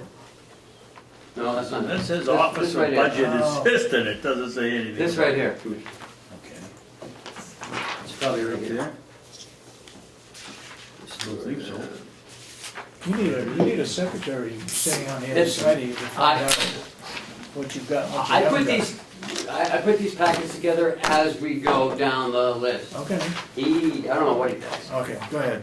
I get here in time to look at it ahead of time, Yeah. that's the problem. So, I thought that this was Chuck's RFP, but I believe it's someone on the delegation's RFP.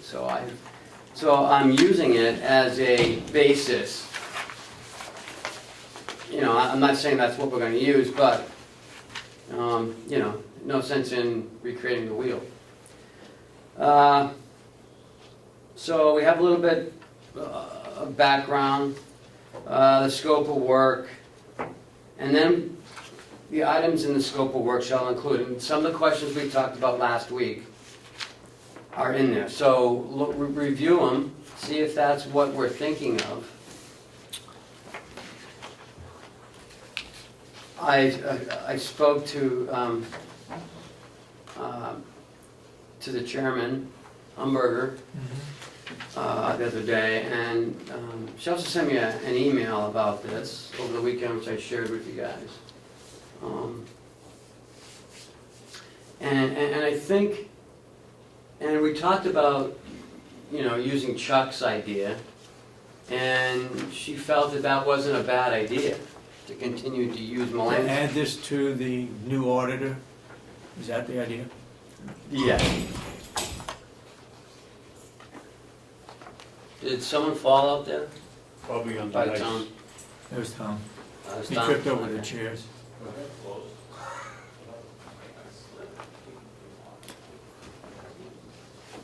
Okay, I guess he slipped or something. Chuck, you should be able to Is that all right, answer, John? answer number Thank you. 3, or have ready for the auditors so they don't have to spend an awful lot of time regarding the credit cards. Don't we have all that information? I think, these should all come from the auditor, I don't think. No, I know that, but I mean, the auditor's gotta go look at something, and he could have it all ready to go.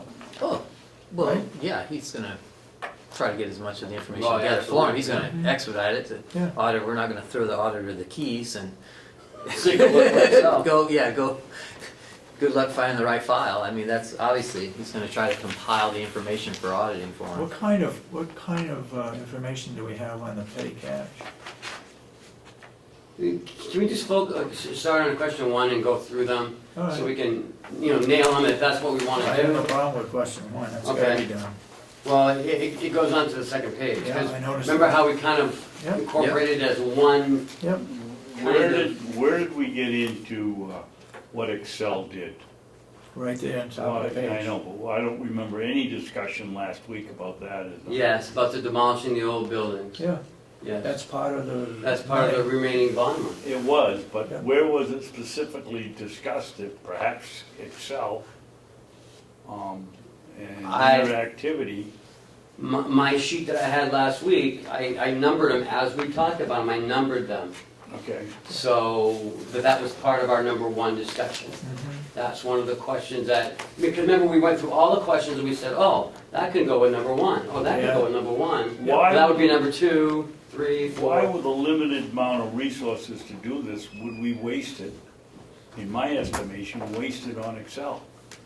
He quoted us $499,000, and he billed us for 5,013 with an additional 14 for asbestos to begin with. But that all comes out of the bottom line. It was one of the questions too, so we thought, well, you know, we looked at all the questions and we decided, well, that can be rolled into question 1 because it kind of flows with the bond money, Yes. the leftover bond No money. question about that, I mean, it came out of the bond. But that's what, we talked about this last week. Yep. So I just wanna, and we all agreed that that was a good way to go. I We think did. the only question here is whether the money we paid Excel came out of the 21 something that we paid for the nursing home, or whether it was an additional 513,000 out of the leftover money. And that's what It was this audit additional. will tell us. Okay. It'll track all those transactions and see, you know, oh, maybe we'll find, oh, you know, that was part of the 1.3 left and that's what we did. You know, because it was a sizable amount, Yes. we felt that it would be part of the question 1, part of the remaining bond money. Is there a part in question 1 that involves when the money was transferred from its separate account into the general fund, or, because that seems to always be a question. At one Wow. point, at the end of construction, there was 1.38 million left over. That's right, the In last excess nursing question. home construction bond fund. In what account was that money placed? Yeah. Account for all activity of the 1.3 that was left. In 2010, that's when the bond was taken out. In 2013, part of the original bond, the construction company Excel was hired to demolish the old buildings. Please honor that. Okay. All right, so, I think I that mean, covers just about. when the money everything. transferred over, I think there was more than $1.38 million left. I think that's 2 different points in time, but, I mean, at least it's in there, they can investigate it, you know? Because it's part of the $23.5 million Right. bond. You know, like, So I said, please audit all activities of $23.5 million bond. So that'll kind of play it out, I think, hopefully play out itself Yeah. as they continuing investigating into this whole bond issue. And if not, then, you know, we just ask another question. That's the most important question. is That's the number question one. everyone's asking. Number one is, we've got to answer that one, no question about it. And then we thought, part of number one should be about the pellet boiler. So I put that as number one. Yep. So, I mean, I don't know if I worded it correctly, or if you want to reword the question.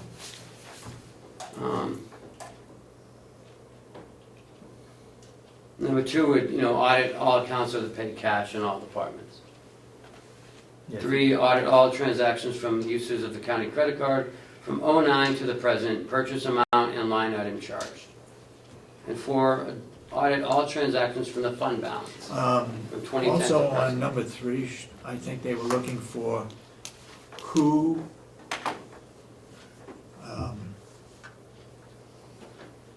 what individual approved it or who authorized it, that kind of a thing. Part of auditing all transactions, that'll play it out. Okay. And then, of course, number 4 is the one I got from Representative Umberger. That's a big, well, from someone else, but. Yeah, well, we actually talked about it last week. Yeah. Last week, questions We 2. talked about this? Number 4, Number yeah, four? I did. Okay. I brought it up, as a matter of fact, I thought it was curious that in Representative Bucco's statement, that the last question, number 21, was what he thought was the most important question, and I think I made kind of the same reference in last week's meeting, just out of coincidence. But 2 and 3 in our discussion last week were combined into being the same question, but all part of one question. Like, question number 1 was the bond, number 2 was the audit transactions, and number 3 was the petty cash and the credit cards. You know, so I think what I see is number 4. I mean, if we're going to prioritize these, Number 4. number 4 2. should be number 2. Yeah. Yeah, I agree. In that. If you're looking at putting a priority on item. We're gonna look at the whole thing anyway, but Okay, I can swap those around.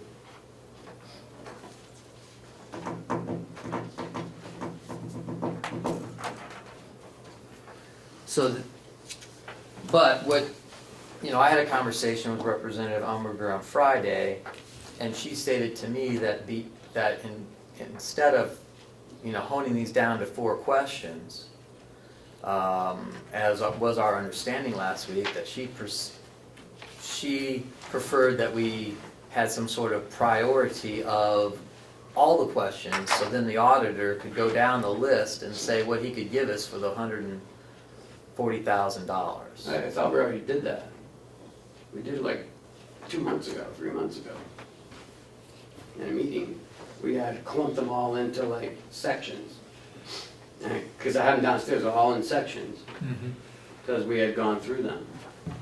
We took a whole bunch of questions and categorized. Right, categorized them into like sections. There's like 5 questions per section.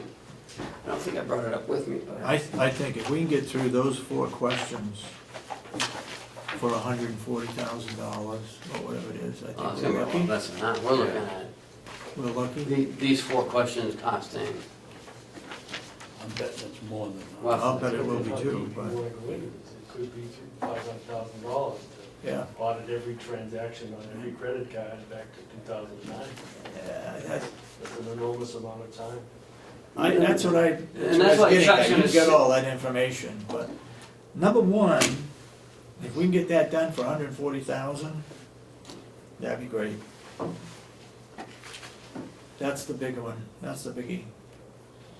Where did that money go? One can be answered for very little money. Do you think 1 can be? Oh, yes.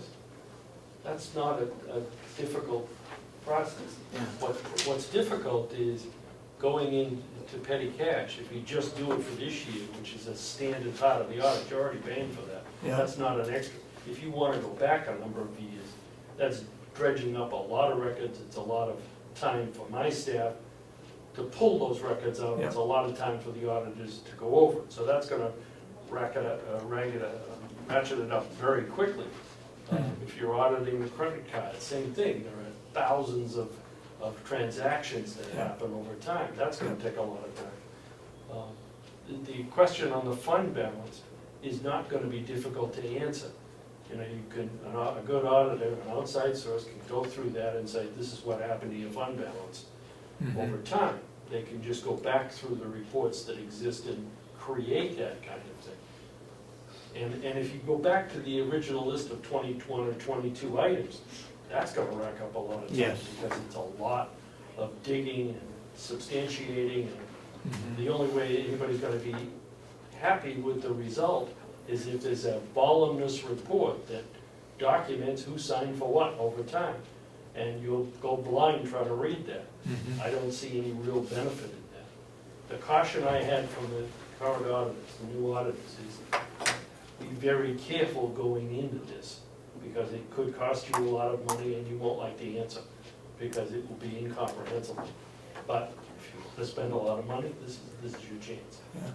And I would rather approach this by letting 2015 audit progress, and as part of that, talk about these are the issues that need to be answered. What's the best way to get this answer out? And we can get the answer to that, to posing that question for nothing. That comes as part of the discussion with the auditors. It doesn't cost you anything to ask them what this would cost. We can get that for nothing. Jumping into a forensic audit or a special audit or whatever you want to call it, is going to get real expensive real quick. Okay, so what I believe, if I may speak, is what we're trying to do is take those 21 questions and organize them in the fashion that the commissioners believe that have the highest priority down to the lowest priority. That's what we did. No, we grouped didn't do them. that. We only did 3 questions. No, we went through all 21 went through all of questions. them. We grouped them into what we thought was, is where they should be. I don't believe we prioritized them. Well, that's what I'm saying though. We made some groupings of the ones that we were gonna ask, because we thought there was only going to be 4 questions. And the other ones, we just said, well, this is not top 4. You know, we need to take those 21 items, and there might be some grouping that's necessary, We did that already. and then prioritize them. We don't have all of the things listed here. No, we don't. That's correct, but that's what the delegation asked us to do most recently, which was a while ago. That's what one person on the delegation asked, if I understand the situation. No, they passed a motion for us to take those questions, reorganize them, and prioritize them. That's what we thought that was being done in the finance Okay, office. so then if that's the case, that's what we did. No, we took haven't. those 21 questions, we grouped them, and then we added about 4 of them into question 1, because it was along the same lines, Right. right? So I don't know what you're talking about. You don't think we did it? No, last week we did, some questions we just discarded, and there's Yes, we did that. we discarded them. I think there was a direction from Chairman Umberger to pick 4 questions as the top priority. And that's 4 what came we've from done. somewhere. Right. There still exists that long list of questions that will have an enormous price tag attached to it. Right. And she recognized the fact that you've only got 139,000.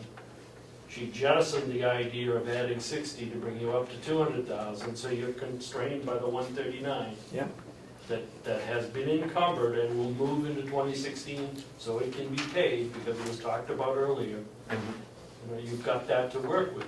And if you exceed these 4 questions, you're gonna exceed the 139. I agree with And your I'm saying assessment. you're not even gonna get the 4 questions for the 139. I don't think so I don't know either. if you will.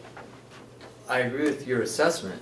However, I had a phone conversation with Representative Umberger on Friday afternoon after the delegation meeting, mentioning to her that we indeed were doing something. We had done it on Wednesday, that we had spent that time in the meeting. And I told her what we had done.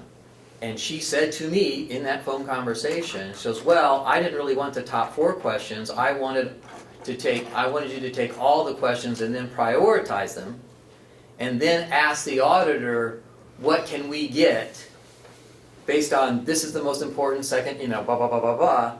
What can we get for our $140,000? That's what she stated to me over the phone. So where is that cutoff line that the auditor will say, well, when you get to here, you're gonna, the meter's gonna be done running? Do you feel that these 4 questions we come up with are important questions? Well, absolutely. I think I had an integral part in formulating them, so yes. I do Okay. believe they're important questions. Number 2 still needs some further revision, but what is now number 2? I'm just stating to you that the county administrator projected to us last week that that's what the chairman had stated, that they wanted to see the top 4 questions. I think the problem is too many people are talking with the chairman, and we're getting mixed figures. Why don't we have Chris, when he's talking to Representative Umberger, ask her to come in here in person and tell us what she wants. That's what we did. Exactly. That's what we did.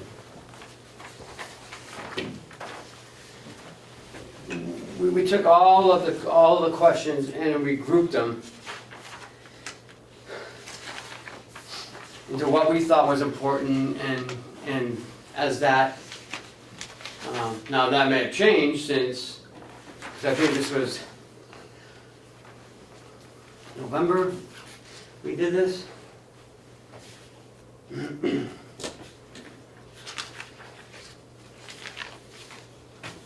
But I mean, we can do it again if you want. I'm satisfied with what we came up with because we have $140,000. I don't believe we're gonna get those 4 questions answered. But let's wait for those 4 and see where we come up with the cost of those. If we have money left over, then we can go into some of these others.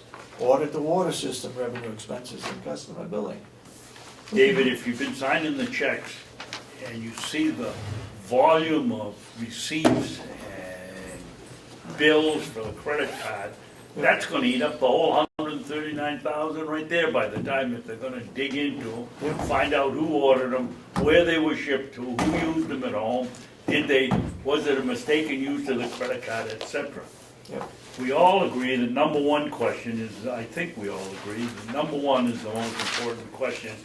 And what we've heard the most of from anybody is what happened to the leftover money. Yep. I would like to see number 2 as well. Okay, what is that one, Ken? That's audit all transactions from the fund balance. Because that's a pretty big discrepancy. Well, $4 million wouldn't down to that negative. come under the what's left over? No, I don't think so. These are fund balances from like 6 years, or 5 years anyways. Okay, if we make 4 2, which of the other 2, 2 and 3, which is the more important one? Frankly, I don't think these are important at all, but somebody else may feel important. If you go back and you audit petty cash and you audit the credit cards, and you come out and you find that somebody didn't approve something, there wasn't a signature on it, and it was 4 years ago, and you say, okay, so what? I mean, what difference does it make? We've used up the paper, we've used up the staples, and we're moving ahead. Yeah, and what concerns me more is that we don't yet have in place a system that controls how we purchase things. Okay. That from the time somebody gets a glint in their eye that they want to buy something, Yeah, there should be a paper trail of approval all the way up the line. before it's purchased. Before it's purchased, Before it's purchased, it gets approved. yeah. Because once they've used a credit card, So that Commissioner Babson isn't sitting there in the finance office saying, who approved this? Yeah. And why did we buy this? yeah, And there's a paper trail there that answers that question from day one.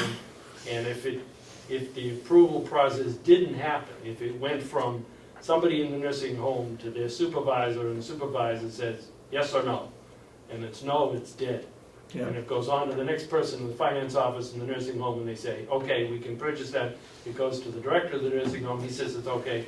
Comes into my office and we say, it's okay. It can get purchased. yeah, Or at some point during that process, you say, no, that's over $5,000, we have to bid this, forget it, start over again, yeah. and come back again.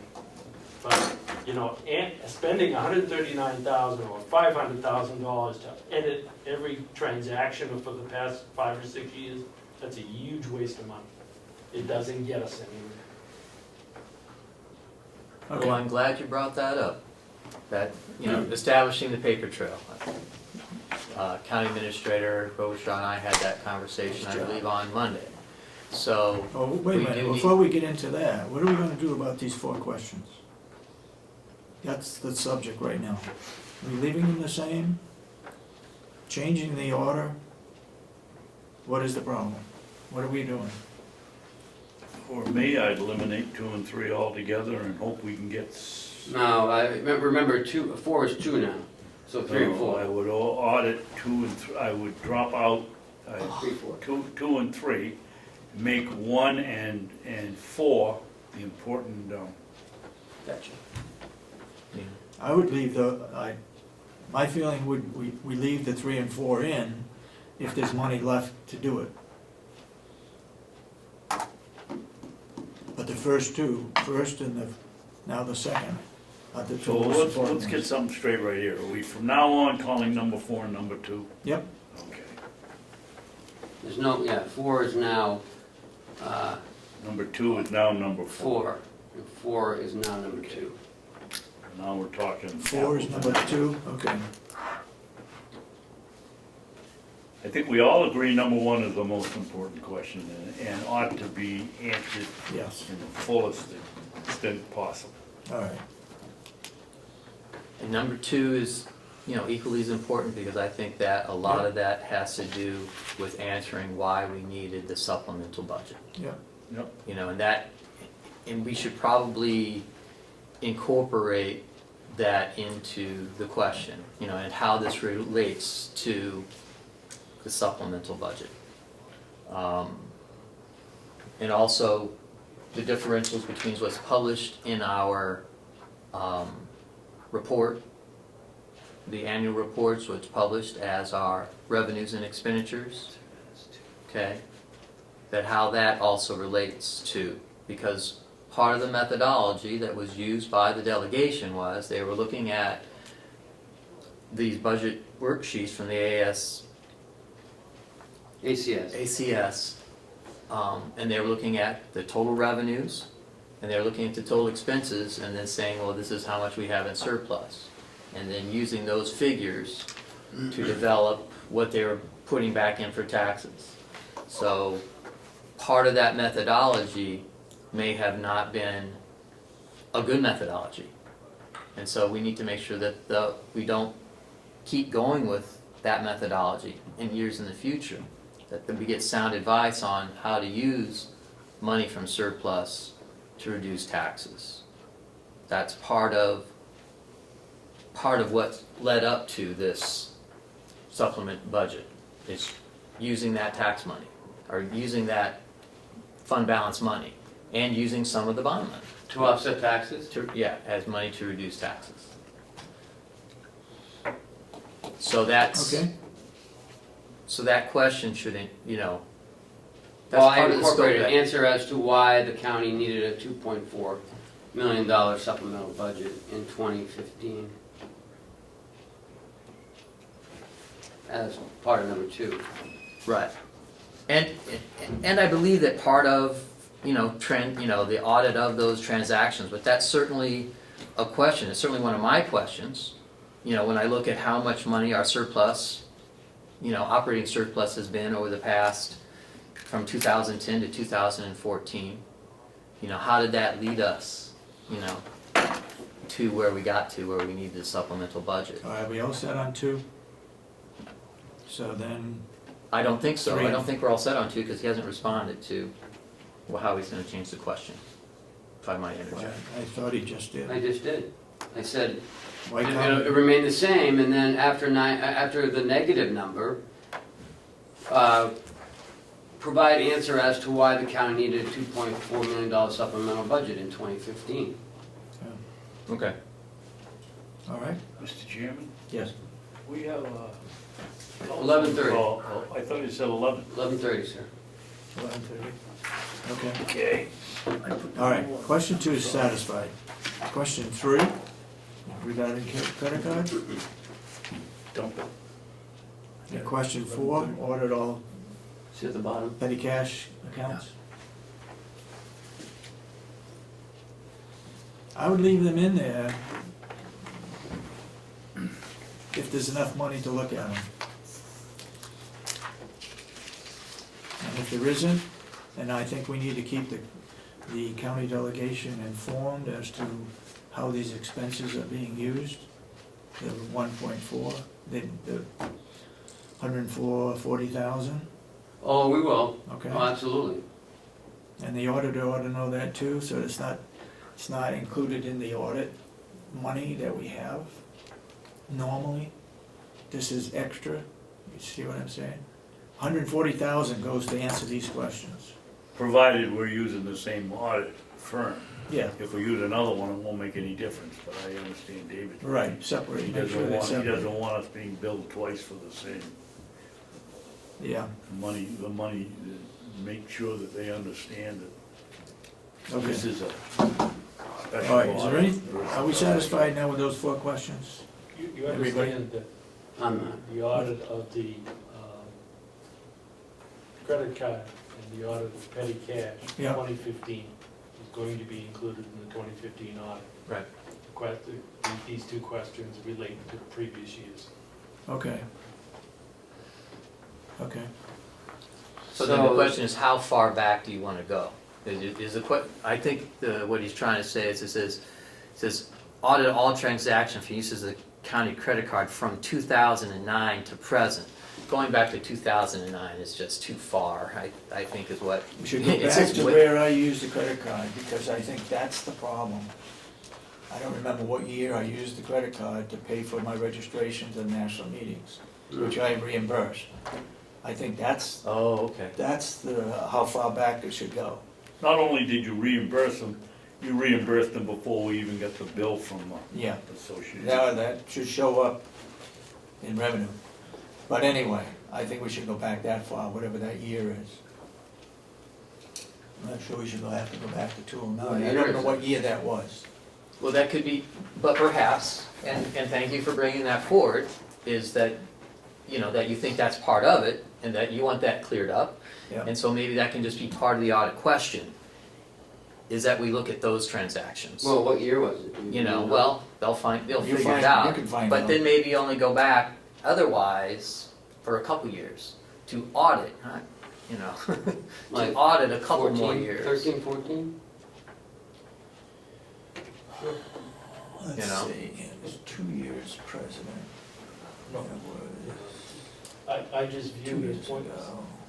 Because 4 years what do you ago, gain from it? 5 years ago. And you have to establish some parameters. Are you going to audit every transaction on the credit card, or are you just going to do what auditors normally do, which is Sample. sample it and see if there are any I want mine to discrepancies? be the sample. I want my credit card to be the sample. Yeah, Okay. I Well, want if to I make might sure it gets respond- cleared up. the auditor, And it will go back to 2009. the word audit Really? in and of itself means you're doing a sample. I mean, when you audit something, it doesn't mean you look at every single transaction. I mean, If you do a forensic audit, you Yeah, but- audit everything in sight. Well, That's why but- it's so expensive. Alright. But the point is what we're trying to do is an investigative audit to see if there's, to clear up some questions. There seems to be a lot of questions about the credit cards. So we can have them come back. It's just, I think it's just my credit card. It's just the And only that's question. the one in the is- office. No, well, Huh? we'll circle the wagons and we'll just look at it. If that's what you want. Well, whatever. It's documented, so it shouldn't be a problem. Okay. You've passed the documents in about twice in my, Yeah, it's a court case that part of that court case too, that's all been sent in. all, and It's crazy. Credit cards are part of a court case? Yeah, that was Asher's, one of the charges. that no, they- this I is, don't- it I happens don't to know. deal with our present court case. So we had to have all the paperwork done and Okay. come in so many times, Yeah. it's ridiculous. So where are we? We got 1 and 2, we got the 3 and 4, Yeah, if we can? Yep. If needed, okay. all right, anything else in the methodology? Who's the contact Catch the word. person? Who's the contact person? Yeah, It'll be Chuck and myself. it talks Chuck would be about the under primary. audit methodology, contact person will do this, contact person will do Look on the that. front page. Okay, I'm sorry, Mhm. okay. Anything else in here that,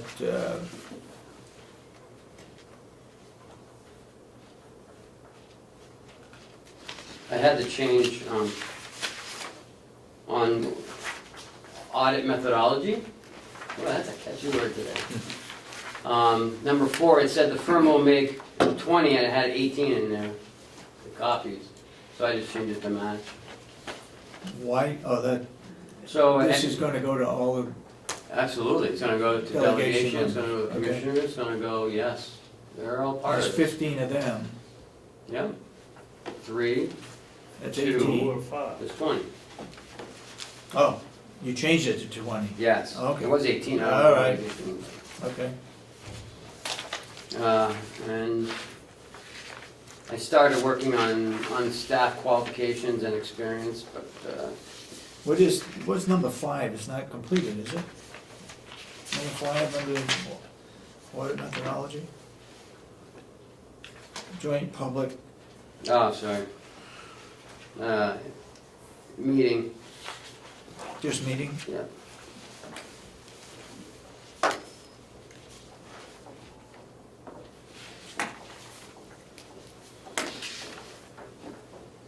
anything else? No, I just wanted to focus on like the questions today. 'Cause I wanna make sure that that's what we agreed on, that's what we looked at, that's what we're doing, that's what everyone's happy with. Got a warm fuzzy feeling about everything, Okay. and we're gonna be moving forward. Cause I guess, you know, I mean, there's a lot of thought that, you know, we're not moving forward, we're not gonna do this, but we are gonna do this. There might be different ways we might be doing it. But we're gonna get the questions answered, one way or another. You plan on giving this to them when they come here at the end of the month, the new auditing firm? No, I think you're just gonna talk to them about it.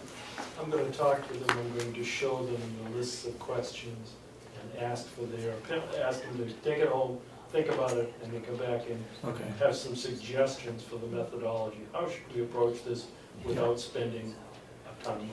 right, okay, go ahead. Mr. Chairman, thank you. I think it's incumbent upon us to get this thing rolling forward. It started back in October, 2 years ago, yeah. September. We are getting And, going. well, we've But there's answered a the response- questions that we should have done 6 months ago. Mm-hmm. But we can't forget that this is going to have to go out for bid.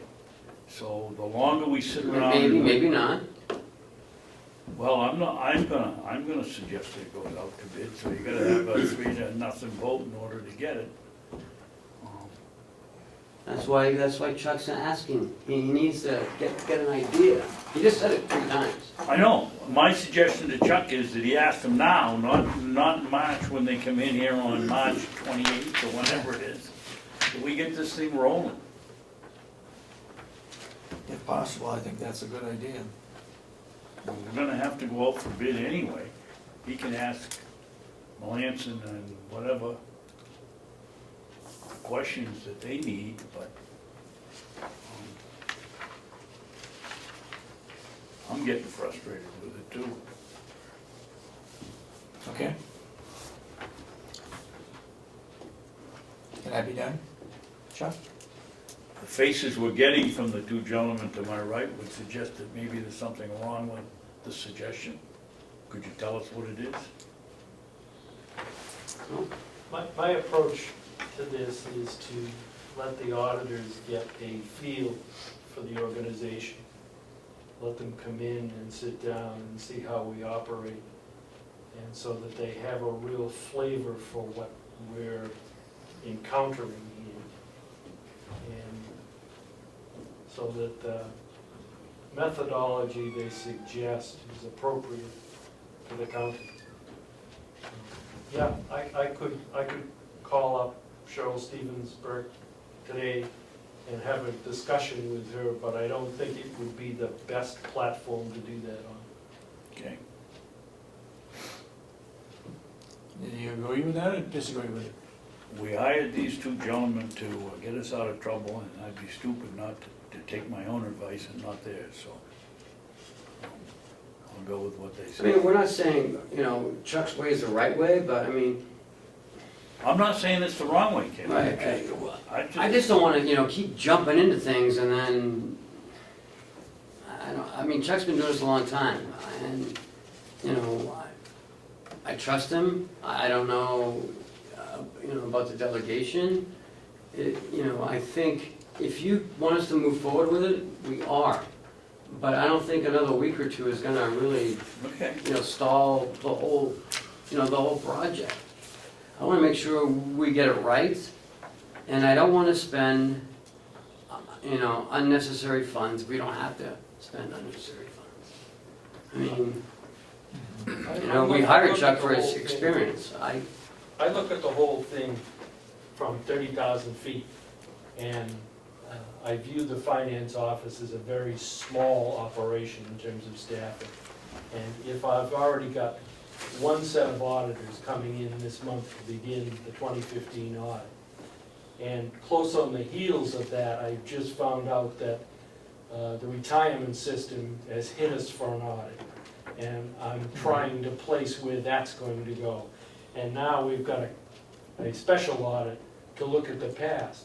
And I've got to figure out a way to plug that into the general day-to-day operation of the finance office without crippling it, so that we don't get our bills paid on time, so that payroll doesn't go out on time, so that I can meet the deadlines of the Affordable Care Act and get that garbage pushed out to the IRS, and I can get the W-2s filed on time. So that if I jump into this with a forensic audit and plunk that on top of it, it's going to screw up the operation and make it that much more difficult for us to turn this around and get it headed in the right direction. Do you have any kind of a deadline for this special audit? I would like to get the regular 2015 audit off the ground and churning and producing something, and then do the special audit. And what is the cutoff date on that? When's that going to be done by? They will show up for the first time at the end of Right. March. They will be back middle to end of April. And then once they've done that, Yeah. the hard work for us is done. They bring it back to their office and they churn it out, and probably in May, we'll see the draft audit from them. Okay. I'm not positive on that date. What I would like to do is put off the forensic audit until that swell quells down and we can Problem is a long. logistically handle it. Okay, Go ahead. Chuck, if you explain to the delegation just the way you explained it here today, I think they'd understand that maybe we haven't been not doing anything like they think we're doing. Your answer is perfectly legitimate. I've got to tell you that there is nobody on this planet who wants this settled more than I do, because I can't move on to solve other problems until we get this out of the way. Yeah. I just need a logical, usable process to do it with that doesn't mess up my operation. Do you think everything would be cleaned up by the 1st of July? God, I hope so. I think it probably will be, yes. I hope so, because then we have That's half the time year. on it, too. No, But go ahead. my question is, what precludes us from developing the questions on the RFP now? What, we were told, communicated to us on a number of occasions that you were working on this and it was moving forward. And then last week when we entertained it, you stated you basically hadn't done anything on helping to develop this. And the commission, we're trying to move it forward. There's certainly work that we can do and that we need to do to be in preparation to talk to this auditor at the end of the month. And that's the work that we're trying to do right now. That's what we're trying to get done, I thought that's what we just did. In my mind, I'm ready to have that conversation when the time is right with the auditor. I have the information I need to present to her so she can develop the methodology. It's just a matter of waiting for the appropriate time. So what is stopping us from producing that scope of work In my now? mind, we've done that already. So what is stopping us from producing that work now? Then, because that's what we're trying to move forward on, is to show that here's what we have in place to discuss with the auditor. The auditor might say to us, you need to make some changes, but we still need to do our preparatory work for that conversation, and the commissioners want to have some input about that preparatory work. I thought that's what you had just done. Indeed, that is what we're doing. Yes. So I thought we just it's did all a it. matter, in my mind, of not moving forward until the appropriate time. We're ready to move forward at the appropriate time. I don't see any benefit from rehashing the process beyond what we've already done. What is wrong with this? What is wrong with it? Yeah, this It's is not a done. request for. Let's see what are you holding It's up? not done. What needs to be What are you, done? what you holding up? No, it's not done. You're absolutely right. It's not done. It's not done. Not done. I started working on it. I crafted up, I tried to get these questions, those 4 questions Yeah. together. Yeah. Now I still gotta keep going through it and like work on the methodology, the RFP, requirements, staff qualifications. I mean, And we need to take this and we need to distribute it to the delegation for their comment. That's part of what we do as our policy, right? right. Okay, so that, and But I'm not doing that tomorrow, but I bet you by Monday, I could have a copy ready to go and hand it out to them, to have them look at it for the next 5 days. And they may have some comments. okay. But I think that's where my frustration lies, is that I thought this was being worked on. I thought I was going to be able to look at, in accordance with the motion that was passed by the delegation 3-4 months ago, what they instructed to be done with this information, which isn't just 4 questions, by the way, okay? There's 21 questions. Right. With regrouping But and, we decided, worked on it last week, 4 questions. but We looked at 3 questions, actually. right, but we made that decision based on your assertion to us that Chairman Umberger felt like we should probably just look at the first 4 questions. Mhm. Or, and so that's what we're doing. And that's what we're doing. We're putting together 4 questions, but part of the comment period will be for the delegation to give us input about other questions they think and maybe their priorities as part of their response. And again, I understand what the delegation would like to do. But again, it's the commissioner's responsibility. Ultimately, and then, To put this out Right. and to accept bids and, we need to, We have given the delegation several opportunities to send questions in. As far as I know, there was only 1 or 2 people that sent the questions in. we don't know that. We got the questions from the delegation. Well, I was under the impression we only got it from a couple of people, but that doesn't make any difference. They had the opportunity to do it.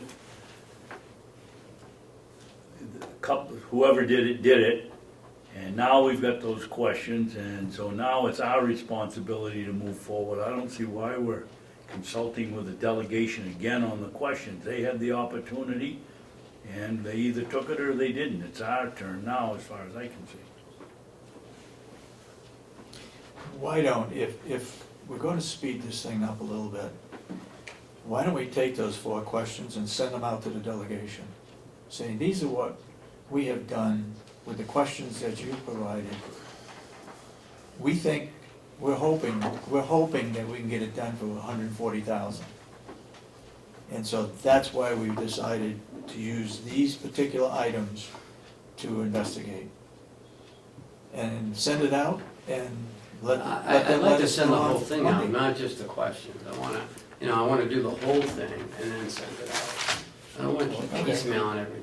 All right, So, let me continue to work on I it. think that's I'd like important. to hand it out on Monday to everybody in a hard copy, so they can't say I didn't get it, I Yeah, don't have paper or whatever. yeah. And then wait for 5 days, and by then, hopefully, and then the week after that, the auditors are here, we can talk to them about it, That's Jeff fine wants to with me, do. Ken, if you can get it so we can pass it out on Monday and Mhm. and get their input. All right, Can you also find in the delegation minutes the motion that they passed? For what? The motion that they passed regarding the 21 questions and what they asked us to do and to come back with them with.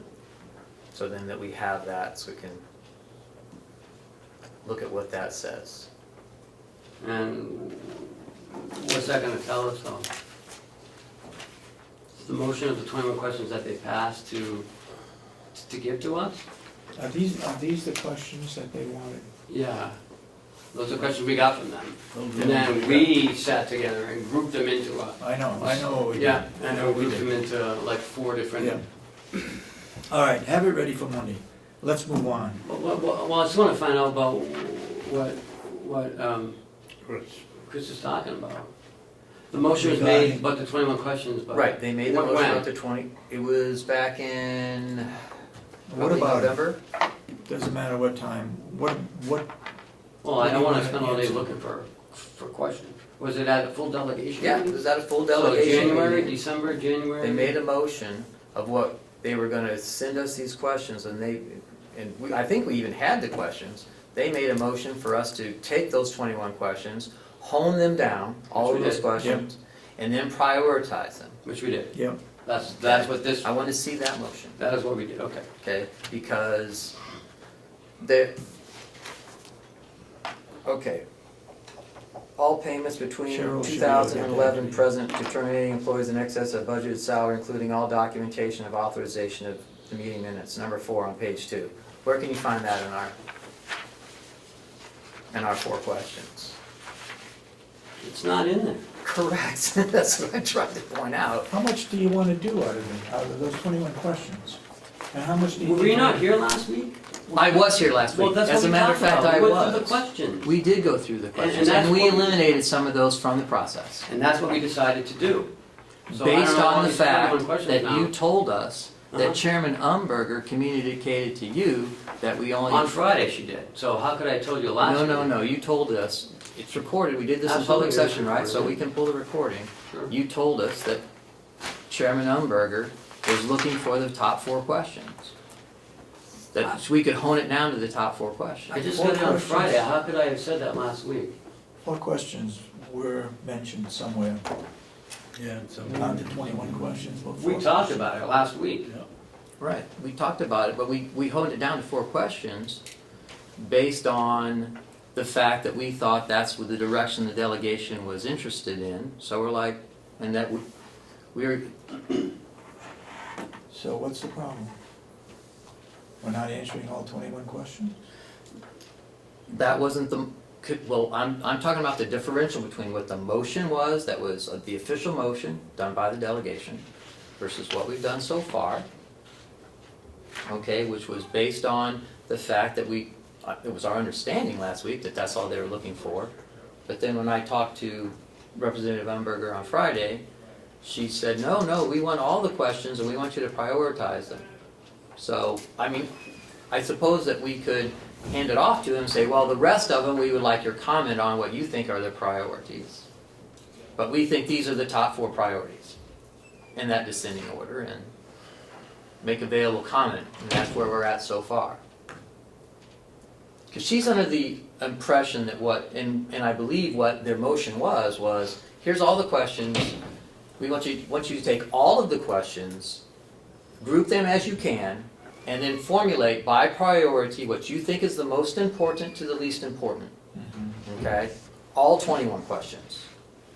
And then go to the auditor, present those to the auditor, get his input, that might be parenthetically added, get his input about what he thinks is the priority, and then find out how much that we can get going down that list until we hit the $140,000.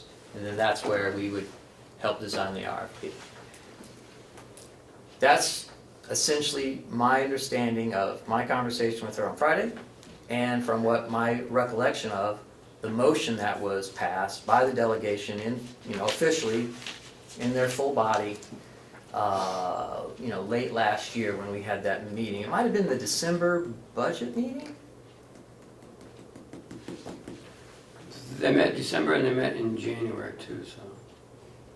It wasn't in January. We'll check, no, so it was before that? Yeah. So that could be it, the December meeting? When was the one before that? All the way back when the supplementary? November, I think we had one too.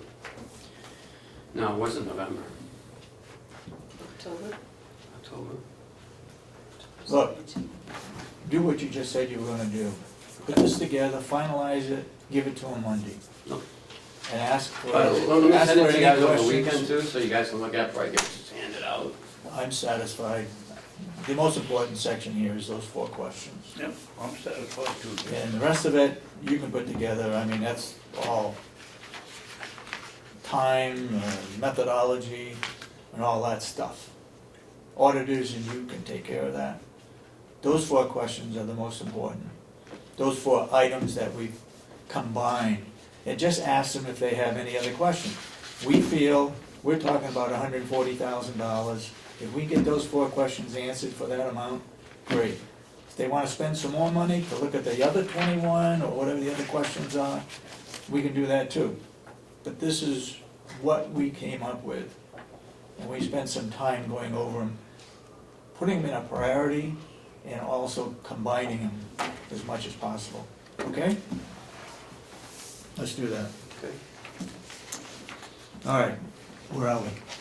Getting ready to talk to a lawyer. Yeah. Why don't we take a Jeepers. break before we go to talk to a Let's lawyer? go non-public. Just one comment. Go ahead. I think you've got a copy of the addendum that I put on. Oh, yeah. 2014. Yeah. We do. I want you to see that before it is. It's just a 1 paragraph thing. No. 2 paragraphs. Right here, yeah. This is what we wrote? Okay.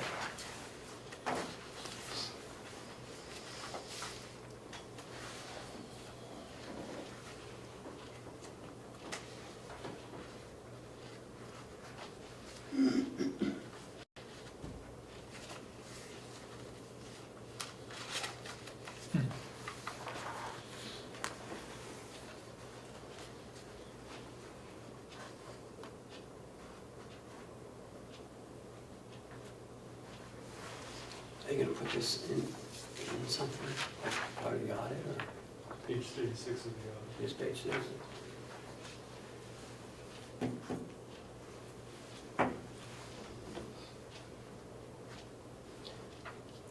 You send it to Dean. If they're okay. The whole audit.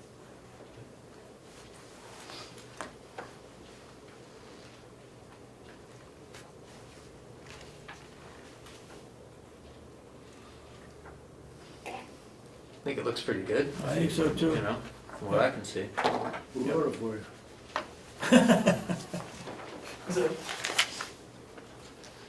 Do we need a motion to accept this or not? You do? That's You good, don't? Chuck. We don't? Okay. So I'll make a motion, we go into non-public session. Yep. Kenny, I- is that right? Motion for non-public session? Yes. I'll make a motion, we go into non-public session, sessions 1 and 2. public input. We're coming We're back. coming back. Coming back. Oh, yeah, Yes. because we still have more work to do. We still got some items on the work session to do, so we will be back. Excellent. Okay? I like hanging around. Go ahead. So I just I just want to interject that we mentioned that that Chuck was going to start working on and produce for us an audit trail, a form to be used for the approval and processing of purchasing, and that you're going to start working on that. Working on that, yeah. No, I'm going to say he's going to start working on that and bring something to us in the near future. We haven't even talked about We it. didn't even talk about that yet. Yeah. It's Okay. 11:30.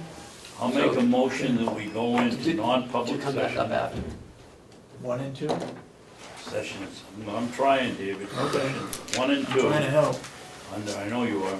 Under RSA 91A.3, paragraph 2, parentheses E, consideration of pending litigation which has been threatened in writing or filed against a public body or any subdivision thereof, or against any member thereof because of his or her membership therein, until such claim or litigation has been fully adjudicated or otherwise settled. That's session 1 and 2. I guess they're Yes. both under the same exclusion. I'll second it. Roll call. Commissioner Ahlgren, Yes. Commissioner Sorensen. Yes. Commissioner Babson. Yes. Okay, we're in non-public. For this phone call, you'll need this. What's that?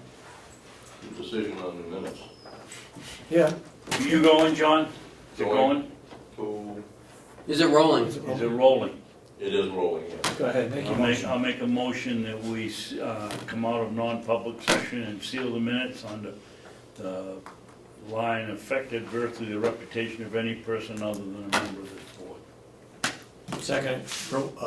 All those in support of the motion say aye. Aye. And so voted. Okay. Next is,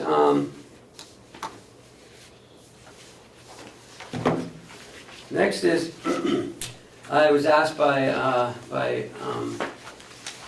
Representative Umberger to give you this Office of Legislative Budget Assistance. There was a question asked at the delegation meeting last Friday that if any audits have been done on the BEAS line, Any audits? audits in Concord, do they audit that line? And this has nothing to do with audits, but she sent it to me. So,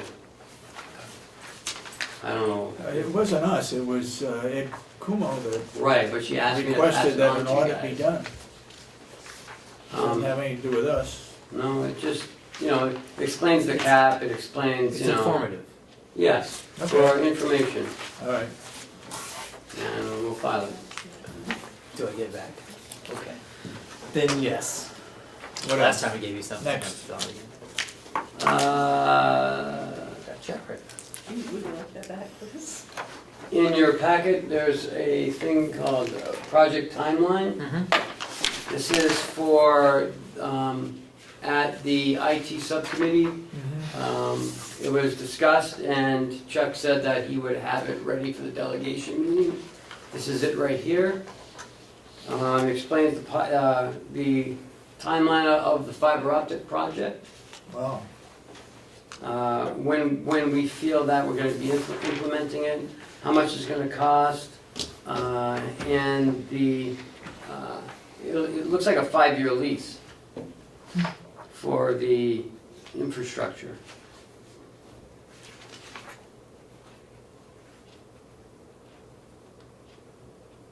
Wow. Any grants available? In talking with the sheriff's department, there is a 50/50 grant, and they're still working on it. We're talking about the fiber optic timeline. I see you put the HOC project in here.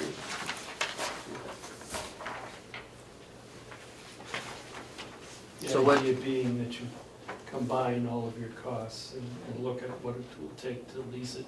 You may find that the leasing company doesn't want to do that, they won't accept it, but as a planning phase. I would put it What are we leasing, the actual fiber optic? You're leasing the construction project of installing it. Why would we lease that? Why wouldn't we do it? All you're leasing is the cost of it.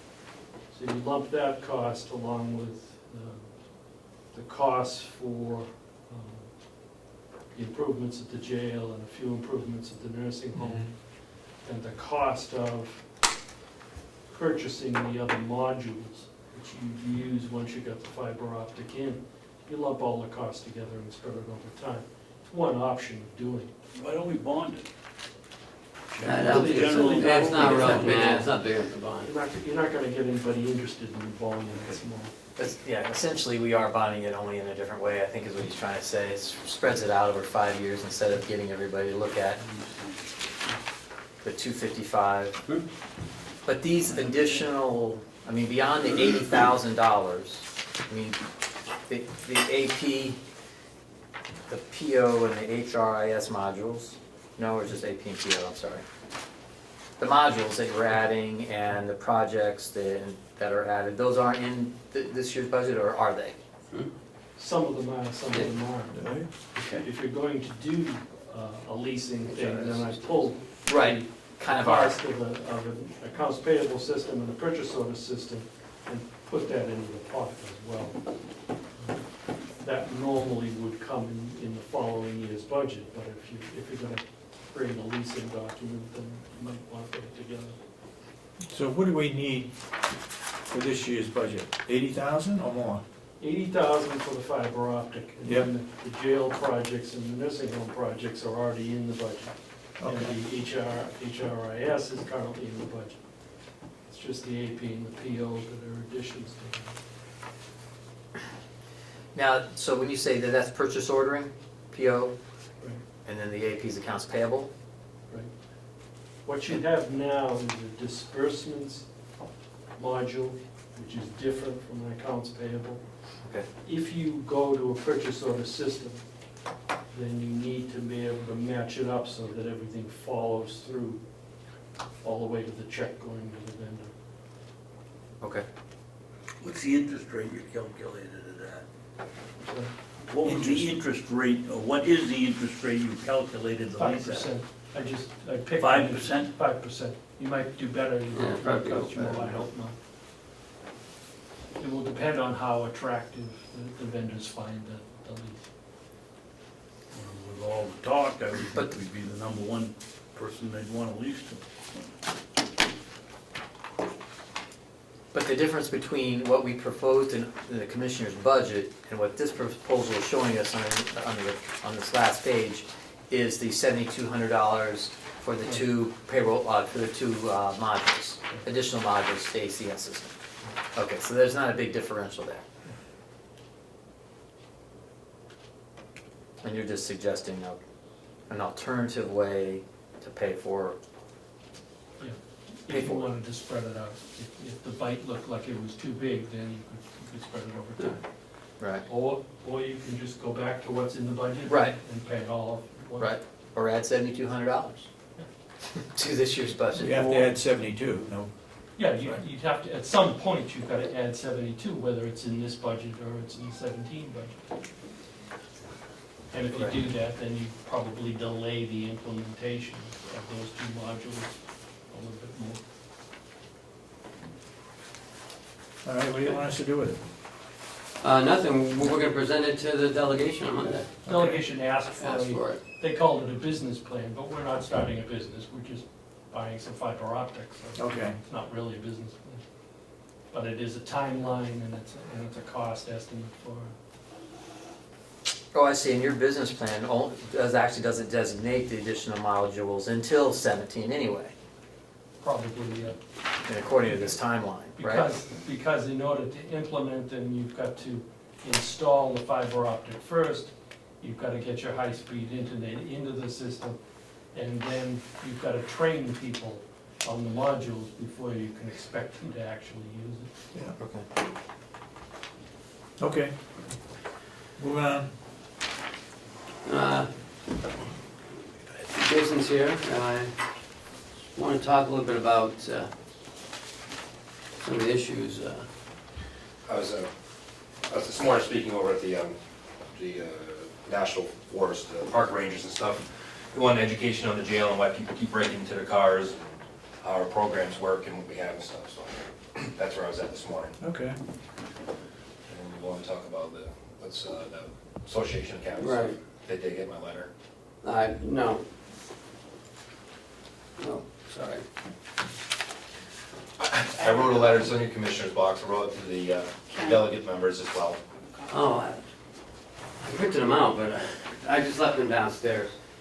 I think I basically broke down to ask them to reconsider funding association Yes, counties, yes. at least from my perspective from the jail, and what they offer with our certification for our employees, and also retaining our certification to go Association of Counties. The RSA 100A says that it's certified to Association of Counties to begin with.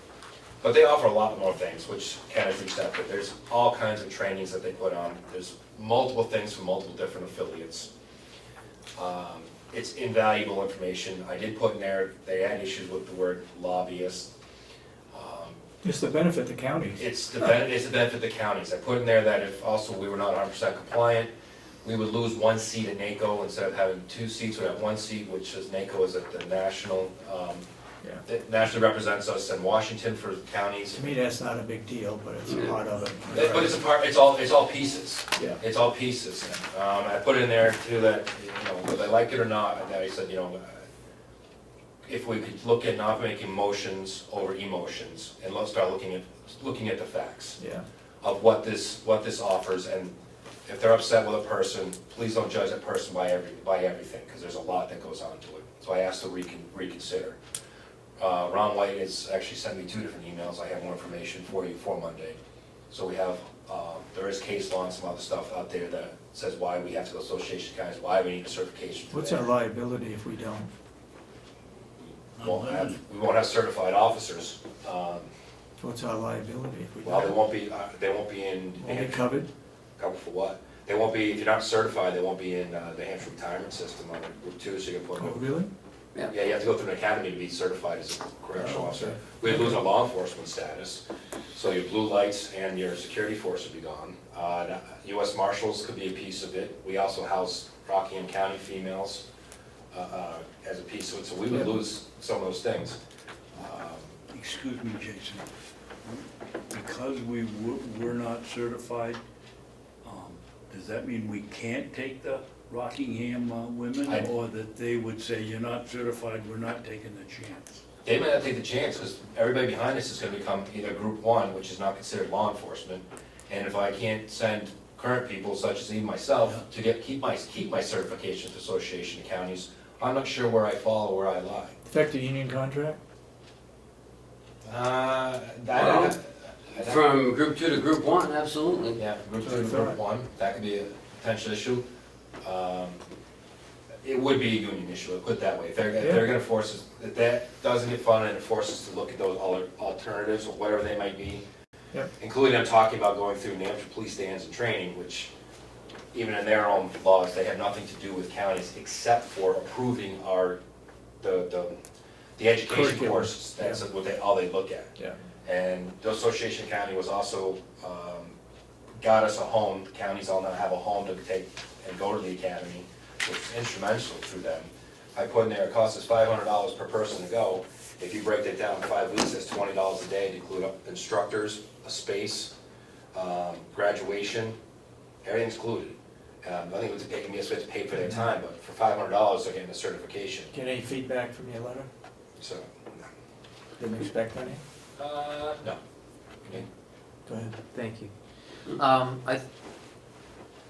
And I apologize if you answered this question, but during the delegation meeting, I think what they asked for was for, if we could find an alternative way to certify our officers. Is there an alternate source of certification? No.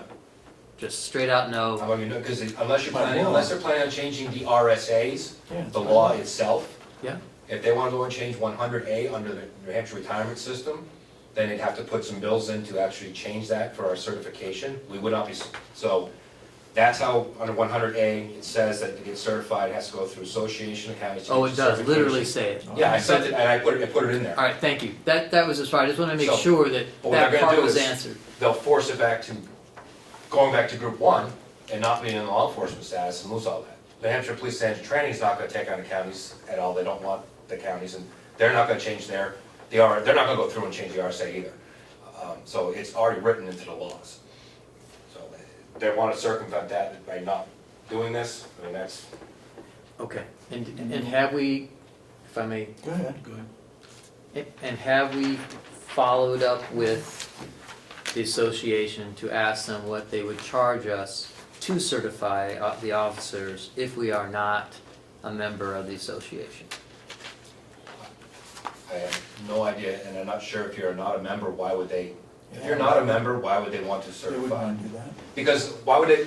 During the course of the delegation thought- meeting, they I posed thought that. Ron said that they are, I'll double check with Ron, but I thought he said they are not interested in doing that to someone who's not in the association.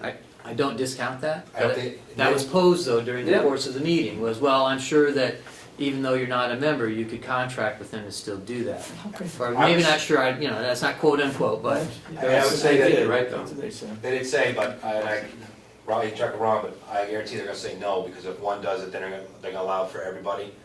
So they would say no. Go ahead. If you two agree, I would like to ask Jason to send an email to Representative McConkey and Representative Comeau, who both said that there's other ways, there's other paths to get these people certified, and ask them Ask them what it where is. they are. I think he already did that. It's in that letter where it is a I mechanism haven't seen the letter, specifically. so I don't I know. haven't seen it either. Yeah. Oh, I'm sorry, yeah, I'm sorry. I just glanced at And I it, did put Tom said you the- read the whole thing. I put the RSA in there, I put some of the benefits that are in there, and these are just tip of the iceberg of benefits of what they do. The nursing home end of peace alone, Association of Counties have done to save money for the counties Yeah. is, I can't get in that because I don't understand all that stuff, I'm not into that world. But sitting at the executive council meetings, I can tell you that they've just done the time. I can tell you that I put on there the affiliate that I'm president of, superintendents, there's about 4 or 5 of those spots that we belong under for the governor, that we, from the governors, that we sit on different committees to help steer things for the entire state. Yeah. And these are just one of the affiliates, the human resources, all these other ones sit in affiliates too. And I put in my letter, it's a shame for a little bit of money they cut out. And there's been issues in the past, and all of a sudden there's an issue now, to look past emotions and look at what the benefits are. And whether people get upset with me or not, it's relevant. I will live with that. You're presenting the facts, which is right. And I represent also just some from me as me as well as looking at this. I'll make that clear to them, and I don't want to speak for all of you. I'm past president of the organization. I support it. So, would the board be interested in sending a communication to Mr. McGlaris, since fit to say, about this? We've invited him to come to the meeting, right? We sent him, or He's did gonna the be here delegation? Monday. He's coming. Yeah, he'll be here at 9. Okay, to discuss the situation. Because with what he had said. what he had said and where he got the source of information, and it was certainly our contention during the delegation meeting that did not come from us. So, okay, because He might be Yes, prepared to Pat. talk about, and maybe he ought to get a copy of this letter. I can send them a copy of the letter. I also put in there too as well, please them to reconsider, and no offense to George, he's a president of the affiliate of the Association of Counties, it's a 2-year elected term, and then somebody else is in there for usually afterwards. You know, there's a big difference between the executive director who's getting paid to be there, who is running everything, and then just the president who kind of oversees the Association of Counties, the president's elected position. So they'll be elected in 2 more years, so please don't base it on one person that's just elected president there, that then there'll be another president that's going on. I don't want to get in a contest of, I don't like this president, so we won't fund, I don't like that president, won't fund. If that's reading the newspapers and and looking at the minutes, if that's their motive potential with one person, please don't ban the rest of it for all the other good things that are done. Go ahead, Commissioner. Jason, I read this over quickly, but I don't see anything in here where you ask anybody about other paths to certification. My request to you was, day in and day out, weekly, monthly, if people come in here and make accusations and they don't back it up, or they come in and they give us information that isn't accurate, I would think that you would write, because those were the two representatives that said there was a way around, write and specifically say, I sent you this letter, please help me or help the commissioners or help us by telling us what the other paths are, because we don't know of any. They may not be aware that it's by law that you have to do this. That's how I put that in there. I didn't know it was. Which two do you want me to send to? Sorry. Representative Conkey and Representative Comeau. Okay. I mean, you don't have to, it's just, No, it's, they made, I'll do when I get back over Conkey the made building. the statement that there are other paths to certification. Well, we don't know where they are or how to find them, maybe he could help us. Because we don't belong with the state prison system. Theirs is a 9-week academy and doesn't, they're looking at long-term people inside facilities, so it's a different training. It's 9 weeks, those are 5 But I believe it's by law that we have to use the association. Yes, it's by law to get a certification. So I don't think. Police there agent is training, any 16 other weeks off. alternative. Right. Police officers, we don't fall in those categories either. Okay. We provide our own But maybe a instructors. quick separate email No, I absolutely. enumerating why you believe that there isn't an alternative, and to please seek their advice on what they, for further, because that's the conclusion you made.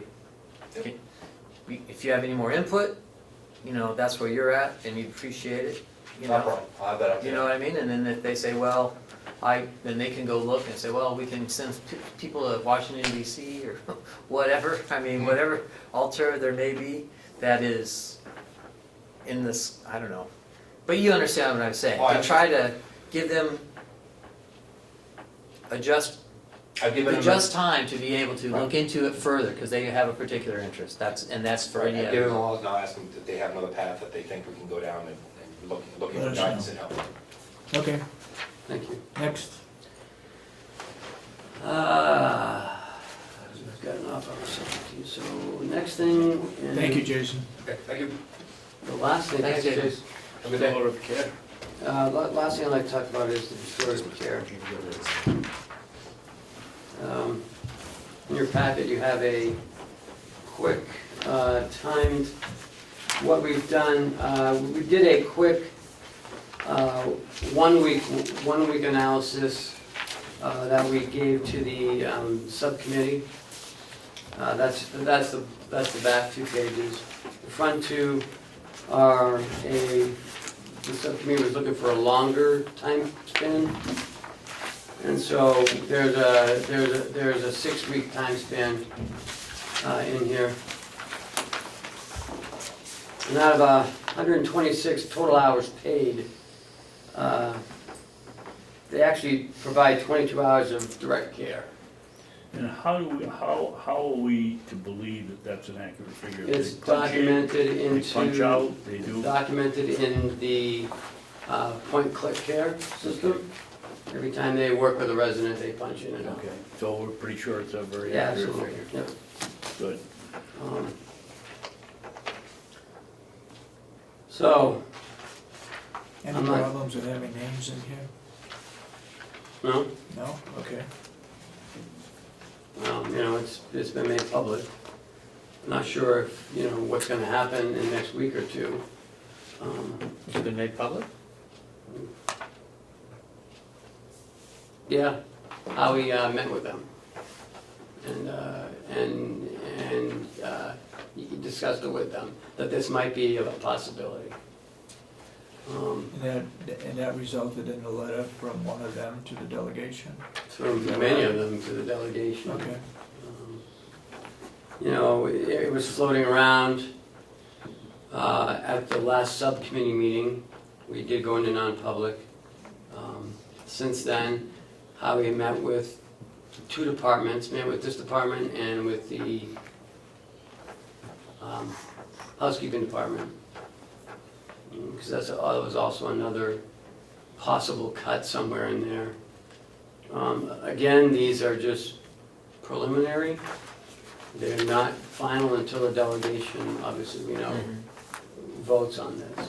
Is there, but, Go ahead. Commissioner, I mean, but to his point, is there anything productive by listing their names on this document as opposed to employee number 1, employee number 2? No, I can at take them this off time? if that's what you want me to do. I think we should- Yeah, I agree with. You know, Chris. there's Yeah, nothing that'd be a better productive to idea. be, A, B, C, and D. yeah, Okay. I mean, that's probably not necessary. Yeah. Um,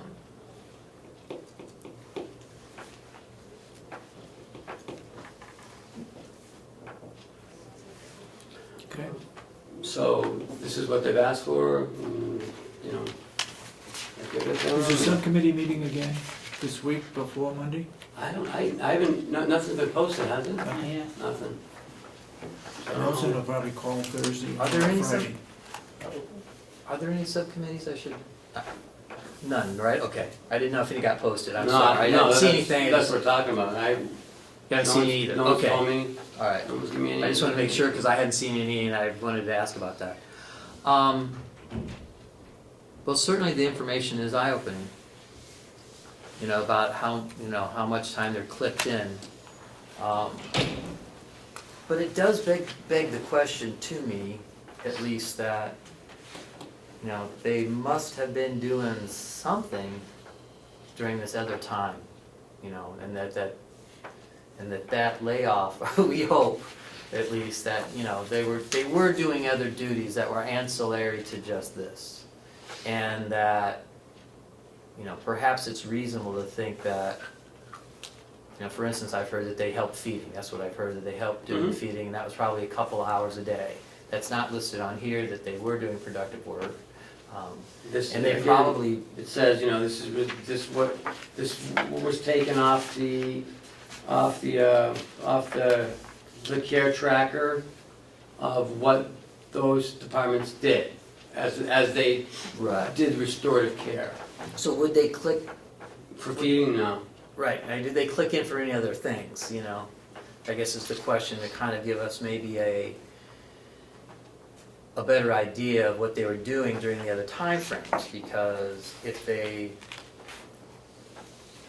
you know, if we cut out these 4 positions and all the hours that go along with it, the other things that they were doing Falls on somebody else. falls on someone else, and maybe there needs to be a little more addition in another area, because they were making up for, even though it wasn't really on our budget sheets, not really accounted for, because restorative care was in its own department, and during some of that time, they were actually doing some LNA care that is counted on, and that, you know, maybe it would be prudent to add an FTE into the LNA if this were to be I removed. suggested that, whether they do it or not. Okay, so I that have has been, suggested. that has been a suggestion that, you know, that you can't just assume. For 2 reasons. One is, we'll need someone to train the LNAs to do some sort of restorative care.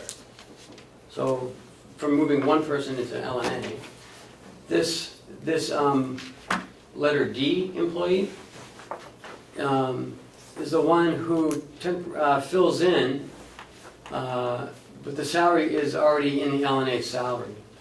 So that one will be staying in LNA.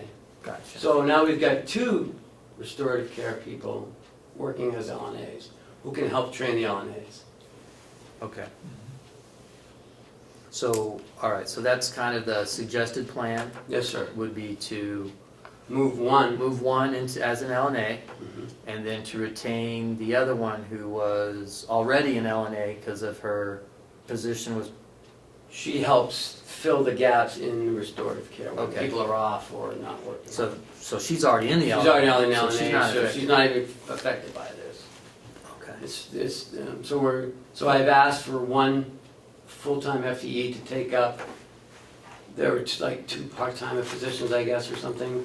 So we'll put it into LNA and make it a full-time Are position. these all LNAs? I believe so. You can't be a restorative without being an LNA. Okay. Yeah, they are already LNAs, but they're under the restorative Restorative care care. in the budget Right. as a different department. Yeah. But they are certified as LNAs. Absolutely. Already, that part. So we're talking about 2 people, 2 positions, 2 yes. positions. Yep, Eliminating positions. 2 positions. yes. But again, who knows what's gonna happen? Yeah. We don't have control over that. Remember, we wanted to add one in, to try to make it a 6-day-a-week operation.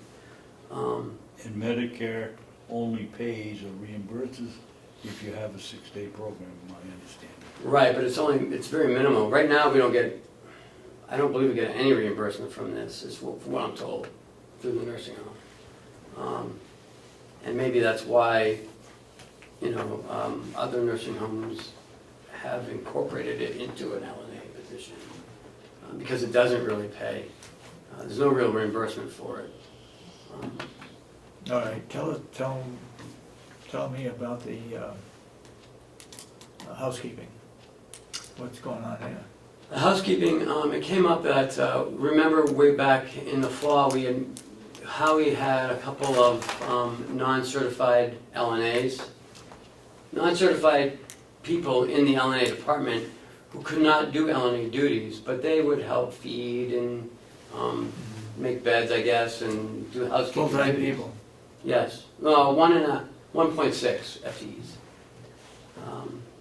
So he decided, or somebody decided there, that they didn't want non-certified being even in the LNA department.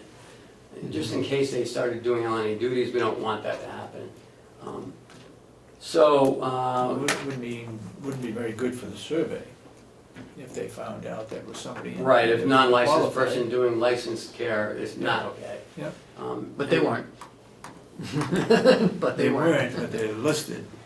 Right, They in just that let department. lots of- They didn't Take get it out out of of that department. Right, Survey so they team decided looked just at to the move them paperwork. out of the LNA department and put them in housekeeping. But we already had 10 in housekeeping as it was, so did we really need another 1.6? I don't know. And so that actually came up. Now, is that, we have one over here taking care of this building. There's right? nothing to do with that. Nothing to do with it? Nothing to do with that. Okay. She's has her own budget she's in the budget over here. Okay. So they're looking at that as well. Again, I don't know what's gonna happen, I haven't heard a lot of that one, but mostly on this I've heard, some chatter, they've asked me for some information, and I have provided that, but. Go ahead, Commissioner. Looking at January 18th through the 23rd, it strikes me as something's got to be wrong. 10 residents, an hour and 10 minutes, that's seven minutes a resident. Mhm. You can't push them out of their room and back in that time. The Some- next one underneath it is even worse. That's 6 minutes a resident. Some residents What's going don't, on? I know, it's all range of motion. They can sit there and go like this for 4 times. Maybe that's what they're doing, just to get their range of motion back. Maybe it's only taking 6 minutes. But this is what This is what the machine says. Well, this is what they're putting in. Yep. No one else is doing it. They're actually putting that in the system. Well, are they doing it manually, or do they hit a button when they go into a room, and when they come out, they hit the button again for stop? Or is it? They put what they do work, in the while care, I what work? they do, and how many minutes that they do it for that resident. Okay. So if we lose 2 people, are our residents still going to benefit with somebody else filling in? Howie and Lori both seem to think so. So we're not gonna lose the residents are not gonna lose anything. Well, if you look at a day for one person, 1, 2, you're looking at, sometimes 4 hours, so there's 4 hours a day. 1, 2, 3, 4, 4.5 hours a day. No, actually, 55 minutes a day. We're talking a week.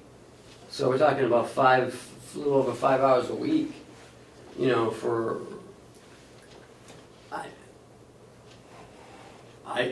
frankly, I feel that it could possibly be done. Because some days it's, 55 minutes for one day. Yeah. An hour and 32 minutes. Yeah, I think that you know, between 2-3 LNAs on the unit, they could probably,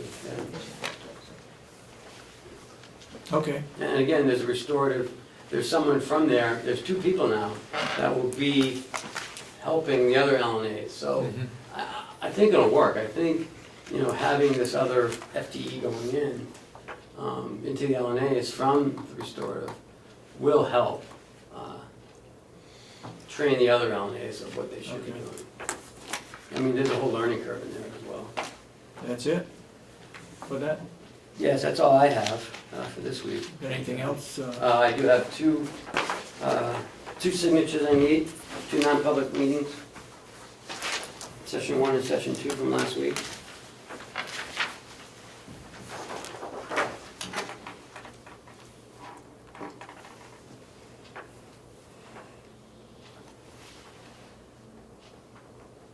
What's the 9th?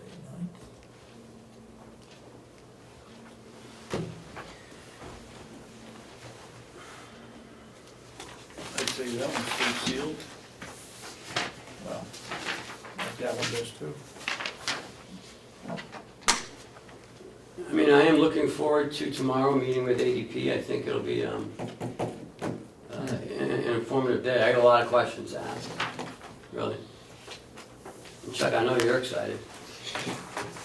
I have a motion to approve and keep sealed those minutes? Oh, we did that last week? Yeah. Well, we can do it again, I'll make a motion that we keep those minutes sealed. The date, which I don't have in front of me.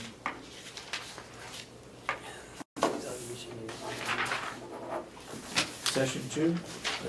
Session 1, and we keep sealed the minutes of Session 1 and Session 2 from the On March non-public 2nd. meeting March of July 2nd. 2nd. Okay. Second it. All those in support of the motion say aye. All right. Aye. So voted. Back. Anything else? Public input. Nope, I don't have anything. We're going to do public. Public input?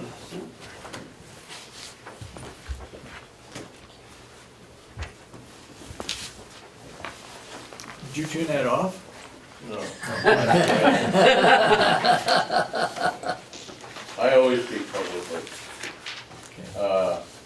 My question would be somebody with a question mark. And I think I've been paying attention, so I just want to bring something forward as what I think is Yeah. fact. Some might be crazy, but that's okay. If it's fact, it may not be crazy. Go ahead. Well, let you be the judge. Okay. I sense a creation of legalese in the face of the public. Legalese is a term used in the legal profession where a word or a phrase may be termed.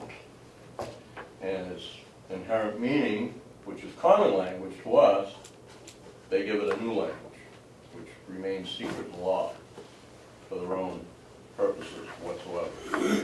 So in a way, the use of legalese is a deception upon the unsuspecting, okay? I've been witnessing the words special audit. So my question would be, who decided to change the inherent meaning of a word or phrases and diminish the meanings of a forensic audit in comparison? Because it is deceiving, especially if somebody comes halfway into the discussion some months down the road and you do a special audit and they're not quite sure what you're making reference to. So in that respect, I feel that a form of legalese has been developed for whatever reasons, and the public's not aware of really what you're talking about.